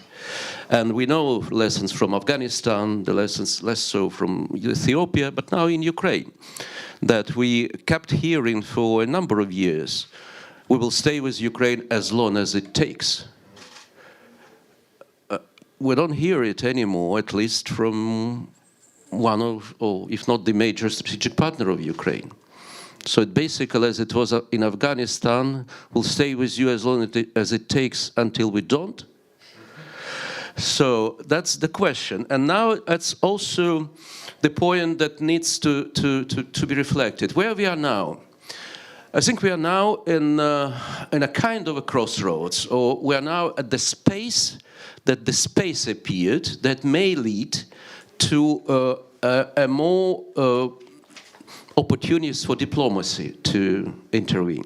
What kind of diplomacy? Diplomacy based on the situation on the battlefield, but diplomacy based also on the assessment of this more than 3 years of the war and the projection to the future. To what extent every side consider their resources sufficient enough to continue as it was before, to what extent each side consider that should be a change, what kind of change. And also I would like to remind, this war is of all asymmetries. And in this way, every war, basically, Afghanistan war, the war of asymmetries, if you take the competing parts, Tigray, but Vietnam war was the asymmetrical war. This war, this asymmetrical war of all the asymmetrical wars. And the outcome of this war, the victory, would depend which side better utilize its own asymmetries as a source of strength, as not as a source of weakness. For example, the asymmetry as far as the personnel population is in favor of Russia. But Ukraine is his own asymmetries that it has to use, that we are better on, because we are defending, we are on the right course, we have a moral course to fight, because it's our land. Then the alliances. If at the beginning of the war you ask Ukrainians, what do you think about North Koreans or Iran? So what should I think about North Koreans or Irans? So most of the Ukrainians would find, at least of my generation, of the Koreans, when they were going to the collective farms, where they were students, to collect onions grown by the Koreans in southern regions of Ukraine, or in Donbas, my homeland. That was one of the interaction with Koreans we had. They were good to grow onions. So, but nobody expected that the Korean troops will be on the borders of Ukraine or in the territory of Ukraine with the Korean missiles and the Korean shells being used. About Iran, far away, but that's the case now. So, and I would say that at this point, that's the moment of truth. Which alliance would prove to be stronger, the real one, the solid one? Because this is also part of the asymmetries.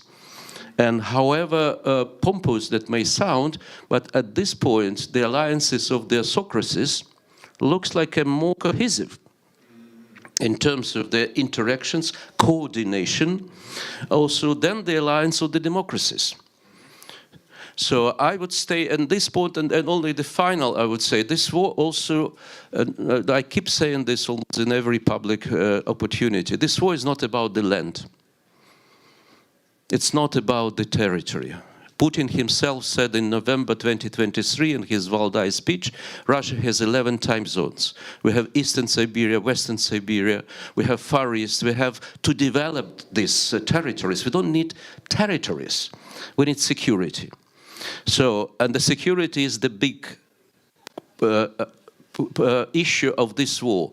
But if this war is not about the territory, it means that any peace deal potential would be peace deal based on the principle land for peace or peace for land would not be sustainable.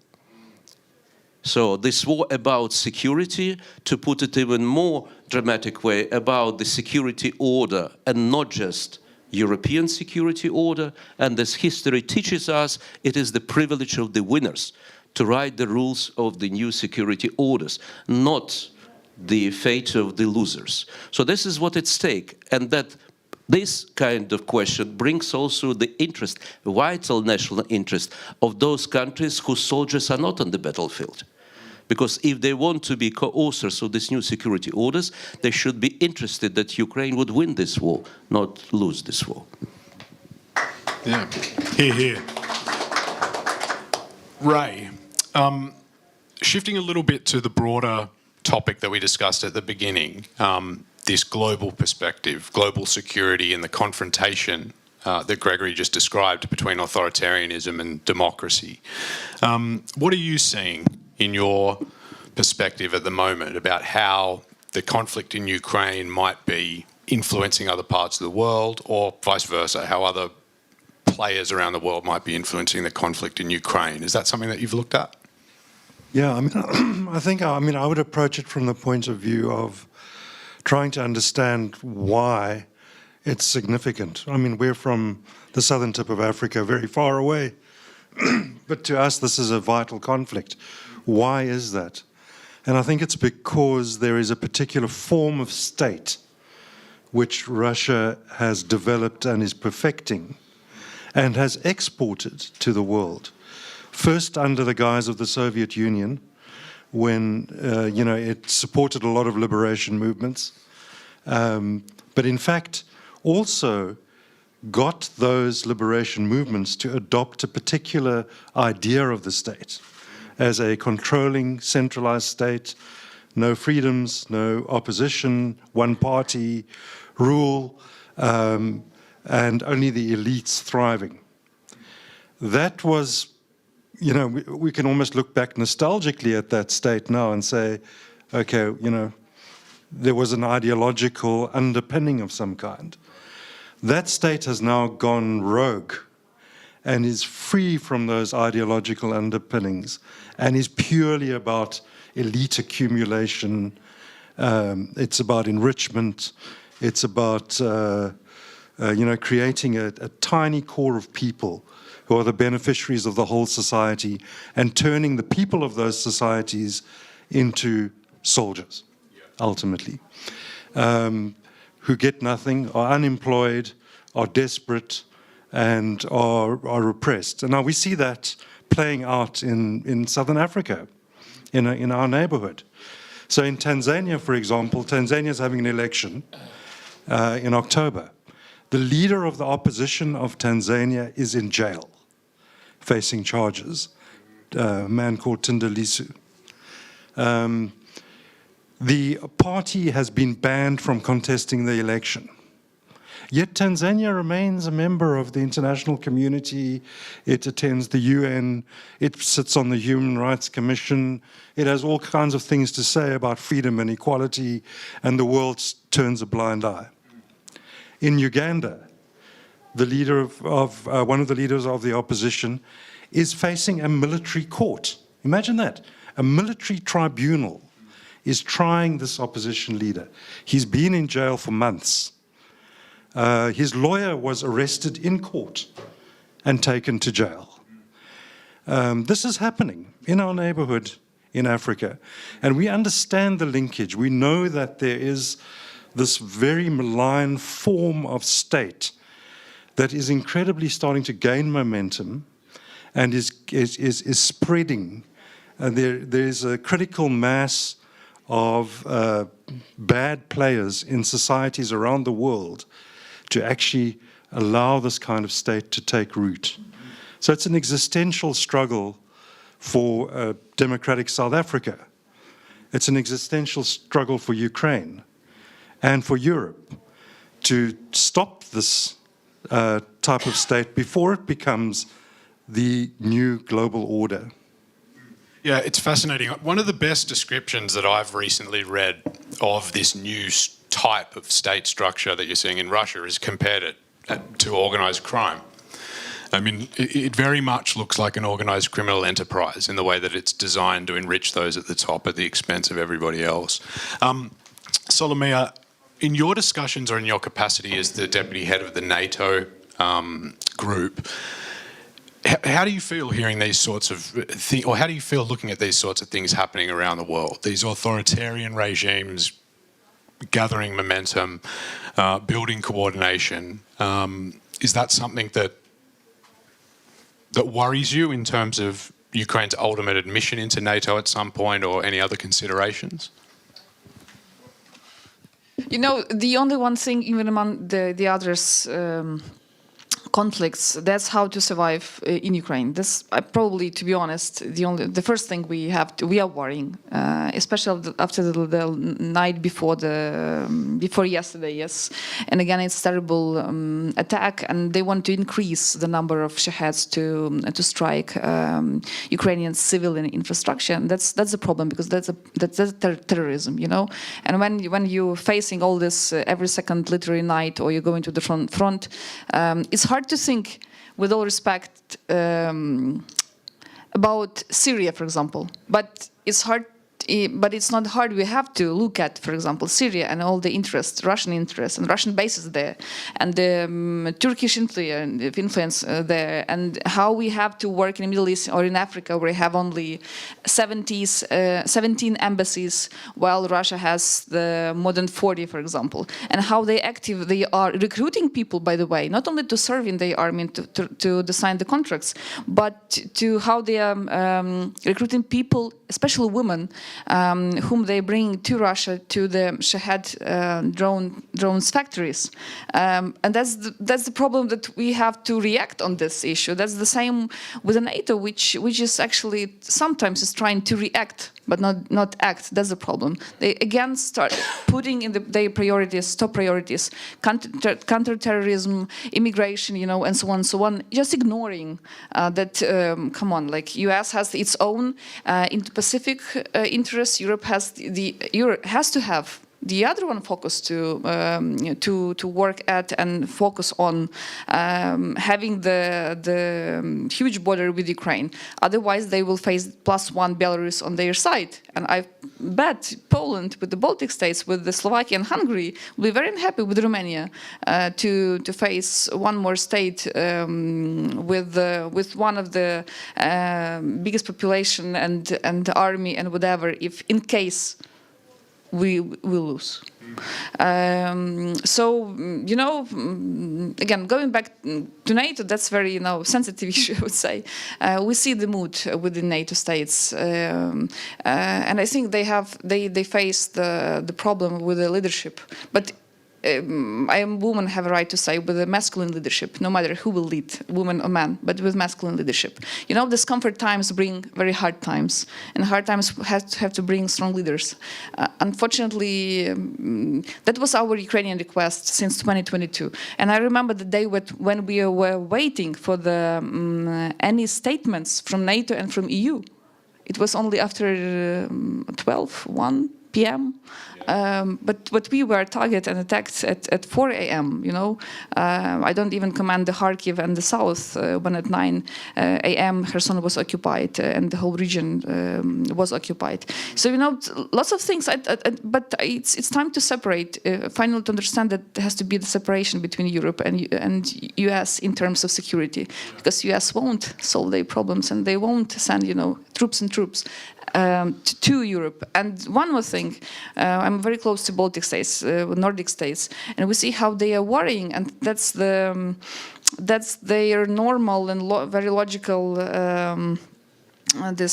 feelings about how to prepare, in how to organize all logistic, deploying the troops, whatever, in case they will face with the Article 5, and no one know how it will be in time when its time will come. Sure. Too many questions, no answers. Gregory, I noticed you picked up the microphone. What would you like to add? Yeah, I just was prompted when Solomia started to speak about masculinity and femininity. So in terms of the leadership, that's reminded me that someone called, the leader called, her name was Maggie Thatcher, he said, ladies not for turning. So that's type of leadership. Equality, it's not about that. That's type of leadership probably she was had in mind, but she would fit to this pattern of ladies not paternal. Iron lady. Yeah, sure absolutely.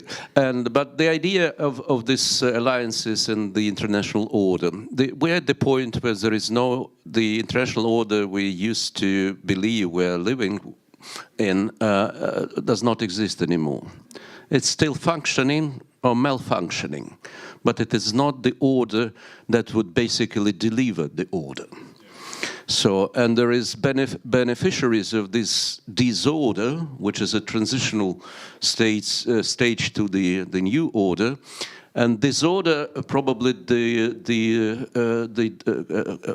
lowest common denominator of this transitional disorder that we are facing probably a formation of multiple orders based on the regions, based on the alliances around some interests, but there is not a single order. We are in the various entering era, how long I don't know, of the various number of international orders. And the challenge is whether the bodies which were the product of current international order, like the UN or NATO also, would manage this coexistence and competitions of these overlapping international orders. If you take our region, a broader region, which might be described also not just the Eastern Europe, but the greater, a wider Black Sea region. For example, we saw and observed the frozen conflict, which was born after the breakup of the Soviet Union, the Nagorno-Karabakh, which in some way, when the war of Russia's war against Ukraine started, produced an impulses and the momentum that one of the sides of this conflict, namely Azerbaijan, used to solve this conflict in their interest. And who was the security provider for Azerbaijan? Azerbaijan was never ever trying to become a NATO member. But they has a neighbor, which is Turkey, a NATO member. And it is Turkey who provided the security, actually, Article 5 security guarantee to Azerbaijan. And only with this, while Russia failed to provide the security guarantee to Armenia, as despite the fact that Armenia as well as Russia were the part of the Tashkent Treaty, the collective security agreement. So we see an example how this orders or mini orders acting and expressing themselves in a particular environment. If we take, for example, the situation on our western border, we have Moldova, and then the immediate member of Moldova is Romania. When I'm asking our Moldovan colleagues, do you think that Romania could provide you through the bilateral security treaty, as the Azerbaijan and Turkey did, the security guarantees, and then you would feel more secure? So they said, no, Romania would never do this. And Romanians answer in the same way. So we have the different understanding of this. But at the same time, I do believe we are entering the period when these alliances, before the new alliances will emerge, going through the phase of this coalition of the willing. By the way, coalition of the willing exists on both sides. So we have the coalition of the willing with the Russians, the North Koreans, and the Iranians of the willing. Usually call it an axis on the other side. Oh, there you could the axis of the evil, but it's coalition of the willing. So on the other hand, you could call the NATO also being coalition of the willing. But then you are saying to the strict NATO people, you are coalition of the willing. They say, no, we are alliance. It doesn't depend on the will of this or that ally. There is a statute, there is Article 5, and you have to act. But we do see already the problem with that, because there is no trust when the small member of the country might be attacked or the object of attack, whether the big beasts would come to defend the smallest. Sure. And let's keep on this masculine-feminine theme here. Greg Mills, you wrote in one of your recent articles, and I'm paraphrasing here because I may not remember it precisely, but something to the effect of Putin views the West as emasculated and flaky in its support is the term I think you used, which I liked a lot. Can you elaborate on that and whether or not you see an avenue for a course correction here, or if you think that Western cooperation will continue to deteriorate? Yeah, I think that view of Putin's, of course, has been a long time formed, and he's almost looked for examples to prove his theory, and that view is probably formed maybe even before Dresden, and certainly during Dresden, and then during the 2000 to 2007 era, and of course has been hardened since Munich in 2007. So I think that there's a wonderful book written about Ronald Reagan called The Nightingale's Song. I don't know if any of you have ever read it. It's well worth a read. It's about the careers of John Poindexter, Ollie North, James Webb, Bud McFarlane, and John McCain, all of whom were Annapolis graduates at various points. And Reagan was the nightingale. And when they heard his tune, they sung his song. And I think that Putin, in many ways, probably the nightingale for him was Biden's vacillation about Afghanistan in June, July 2021. And I think Putin's song itself has helped to allow various other nightingales themselves to sing, not least Chinese, Iran, North Korea, and then, as Ray, my colleague, has pointed out, a whole bunch of people in Africa for whom the Putin model is incredibly convenient. You have elections. They're not really elections. They masquerade as a process of selection, and then you have, of course, the means to control people and to make a lot of money for yourself. Which political leader wouldn't want that? If the checks and balances were not in place to prevent it. So he's spawned a whole lot of, as it were, more nightingales around the place. But I think this has been largely an own goal by the West.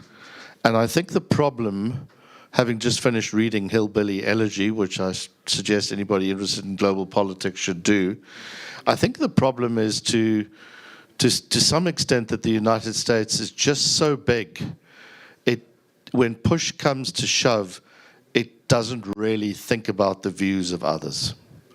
It thinks about its own view.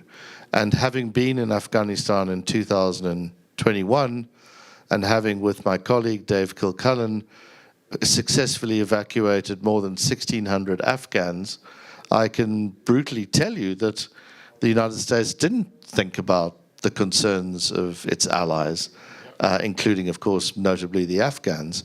It was worried about cutting and running with minimal cost and damage to itself, whatever it took. And I think here there's something to be said, and I know we're running out of time, about what Ukraine can do for itself. And the one word we haven't really mentioned, I don't think, is narrative. When I first came here to the city, this wonderful city, in April 2022, there was a big set of sandbags around one of the monuments in the square, in St. Michael's Square, and it had several banners around it, which basically, if I remember the wording correctly, was something like, "We need your help, please help us." And as an African, it jarred with me, because it was all about, in a sense, the weak asking for the assistance of the strong. And the problem with a narrative that depends on charity, which which presents yourself as weak, is that eventually that empathy and sympathy runs out. It always does. And particularly in an era when people are so self-referential. And I know this from the evacuation of Afghanistan, when people spoke about what in Europe, what the Afghan collapse meant for them. Who's interested in what it means for them? It's what it means for the Afghans. It's and what the plight of Afghan dogs and cats meant for them. What about the plight of the Afghans? You know, and so it went on. The self-referentialism has built into a kind of a psycho industry among individuals, and the problem with that is people will soon, in this media age, in the cell phone age, in the digital age, soon move away from what is the contemporary concern to worrying about what their latest concern is. They don't think about global politics. They think about, in the case of J.D. Vance, to come back to that theme, they think about Middletown, Ohio. And they think about what that world means for them. And if you read his Republican Convention speech, and if you haven't done so, I recommend everybody to read it, it's all about what that world hasn't done for them, about how it's treated them badly and how they must turn it to their advantage. And I think that the lesson for Ukraine in all of this is expect the world, to use the term I used with Putin, to be flaky in its commitment.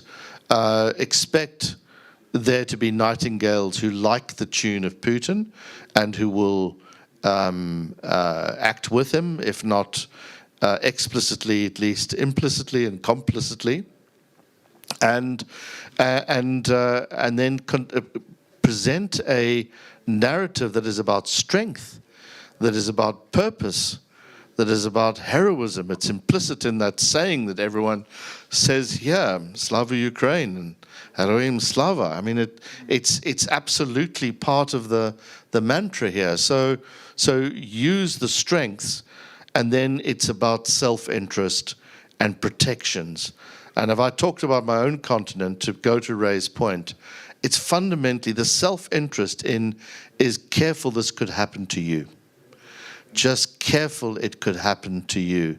This is a guy who's shown no regard for international borders, for international niceties, to rules, the ways of a rules-based order and so on and so forth, and to borders themselves. It could happen to you. That has resonance across Africa. And in a sense, what Ukraine is doing, it's appealing to the 10 African countries that are democracies, yes, and the 20-something that are in that category in between authoritarianism and democracy, yes, to an extent. But 93% of African people live in authoritarian circumstances. My challenge to Ukraine is appeal to them, because ultimately that's your surest bet in this process. So something about narrative, about strength, about standing for people, about standing, turning the situation around to your advantage and not relying on someone to come and help you, which is a narrative of weakness, is something to be learnt out of recent events. Fascinating. Ray, you spoke earlier about this rival offer, this rival sort of structure, if we can call it that, that Russia is seeing metastasize around the world. One of the ways that, to a layman, appears to be happening in Africa is via the Wagner Group and mineral resources and the injection of Russian paramilitary forces alongside their political and economic interests in these sort of countries that we talked about. Is there anything the West can do to try and counteract that? Are there steps that South Africa, the US, or anybody else should be taking to try and mitigate that risk and slow the spread of this sort of ideology? Yeah, I think it's really difficult because a lot of the Western countries have a colonial history with Africa. So, you know, for example, France in West Africa, you know, any intervention, anything they do is then read through, well, here comes the colonial power back to dominate our country. So there's a sort of a built-in kind of delegitimization of Western action in these countries. And it's extremely concerning. So ultimately, I think it's building strong institutions that don't allow these things to survive and to occur.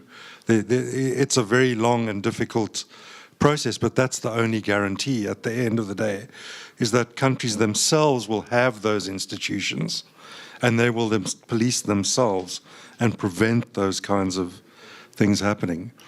I mean, if you think about it, it's such a cheap way of taking over a country. You know, it takes roughly 1,000 soldiers. You know, you go into a country, you protect the person who's undertaking the coup. They don't trust their own military because, well, they're conducting a coup, so the evidence is there that the military is not trustworthy.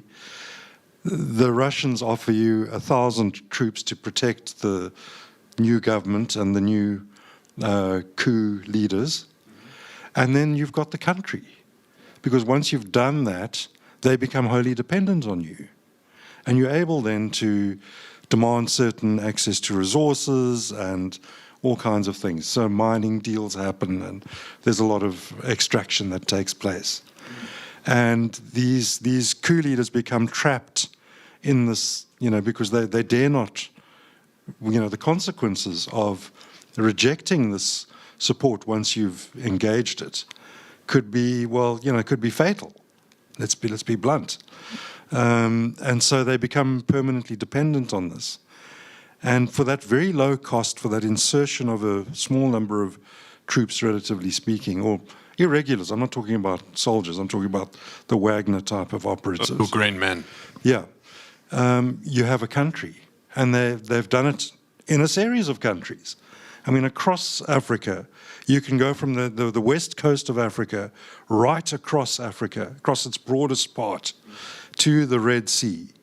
And all of those countries, every single one of them, is a military dictatorship. Yeah, it's incredibly, it's an incredibly powerful strategy for Russia to use because they co-opt that military regime sort of under the umbrella, right, of corruption and organised criminal enterprise to some extent. But it does seem like a very, very major problem. Solomia, we're coming up against our time limit here, so I'm going to direct the last question to you. A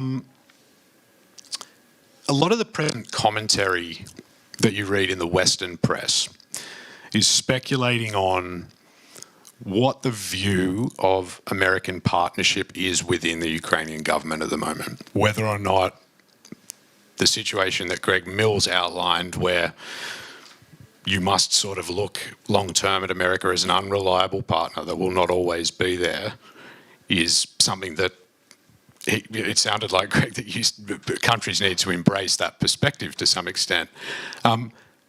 How far along that process are we in the party room? You know, when you sit and speak to your colleagues, is confidence in American support at zero, or is there still a sort of a holding out faction where people are hoping for a change? I will share the response. And security. I will share my response with my colleague, if you don't mind, because always I feel very lack of experience when I have the well-experienced colleague sitting behind. Please, yeah. But going back to your question. Today, Parliament vote 300 with the 338 votes for this agreement on fund for reconstruction of Ukrainian this new fund, which we used to call as a mineral deal. Unfortunately, we all understand that's the only one umbrella, security umbrella, is Europe and US. But we still remember Budapest Memorandum and their promises and their commitments first of all. But if you're talking about the trust, and my personal, I would say, on that attitude, unfortunately, always Kremlin was the red line or in the key interest in Washington. Policy towards Ukraine, even being in the part of the Soviet Union, unfortunately. And they always made a mistake. Starting the very recent years, it's the age of 80s, starting from the Kyiv speech, chicken Kyiv speech, we all remember that. Please stay together because we are worrying, and so on and so on. Budapest Memorandum. Then again, Moscow, Crimea we lost, and that we still remember that the absence of reaction on Crimea, and so on and so on. So, from my point of view, my side, that's unfortunately lack of trust. That's why I told you that we need to find the ways how to substitute as much as we can. Their military aid and our dependence on their aid, fortunately or unfortunately.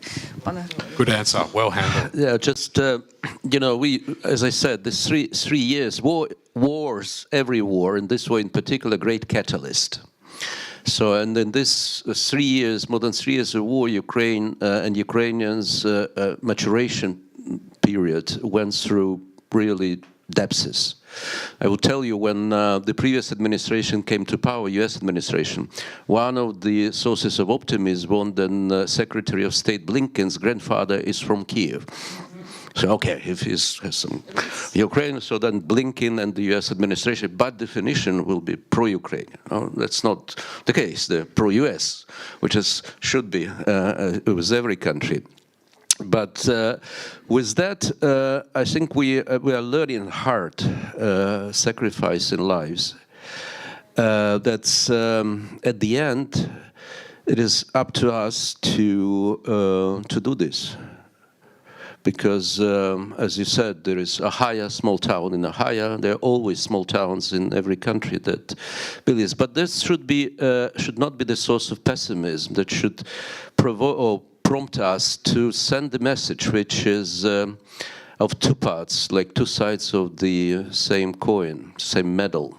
One, there is a lack of urgency now in the West, which is palpable. So let me refer to it in her introductory remarks. And in Europe, the mode is, what if the United States would not be any more present? So whether the NATO is possible without the United States, whether Europe would possible secure without the United States. And then the second part of that, we need 5-7 years to prepare for to rebuff Russian attacks. And the longer, a very cynical conclusion for them, the longer they will last in Ukraine, the more time we would have to prepare. That always public speeches of the foreign intelligence of German, Denmark and others. So this is, therefore the Ukrainians, we Ukrainians, and this kind of events are very good to send message. Look, the war is around the corner. And if we together will not do what is needed, it will come to you. It was the same message that we failed to understand when the Russians attacked Georgia and took 20% of their territories, and still controlling this 20% of their territories.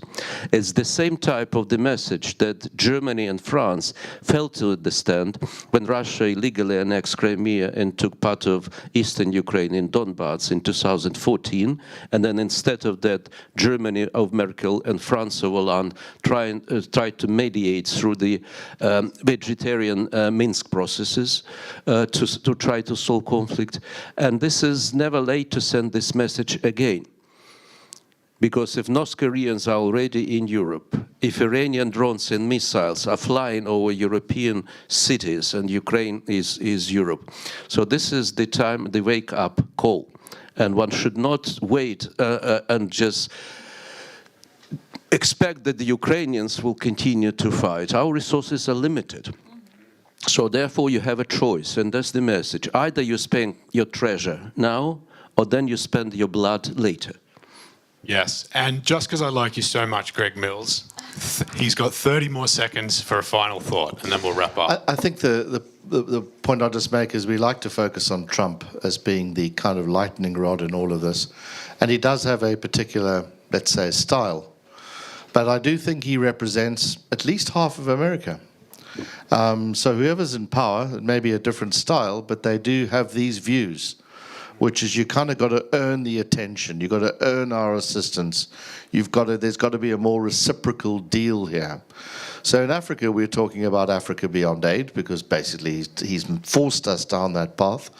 And I think that Ukraine needs to look at, what it can do with Europe and indeed the rest of the world without the US, or perhaps in a different shape and form, and not taking that for granted. And I think that's actually, it's a challenge, certainly, given its enormous agency, but it's actually a pretty constructive and quite a positive thought to end on. And I think just finally, in all of this, my friend, colleague, former boss, Nick Carter has a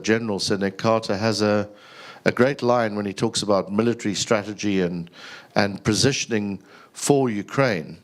And he describes it as turning itself into an indigestible porcupine. And it's those sorts of thinkings and thoughts that we need to have with regard to how the next 2 years is going to go, perhaps with a different US supporting Ukraine in this endeavor. Thank you. I'd just like to thank all of our panelists. And thank you all for coming along to listen today. Thank you. Just we do a picture. Oh, yeah.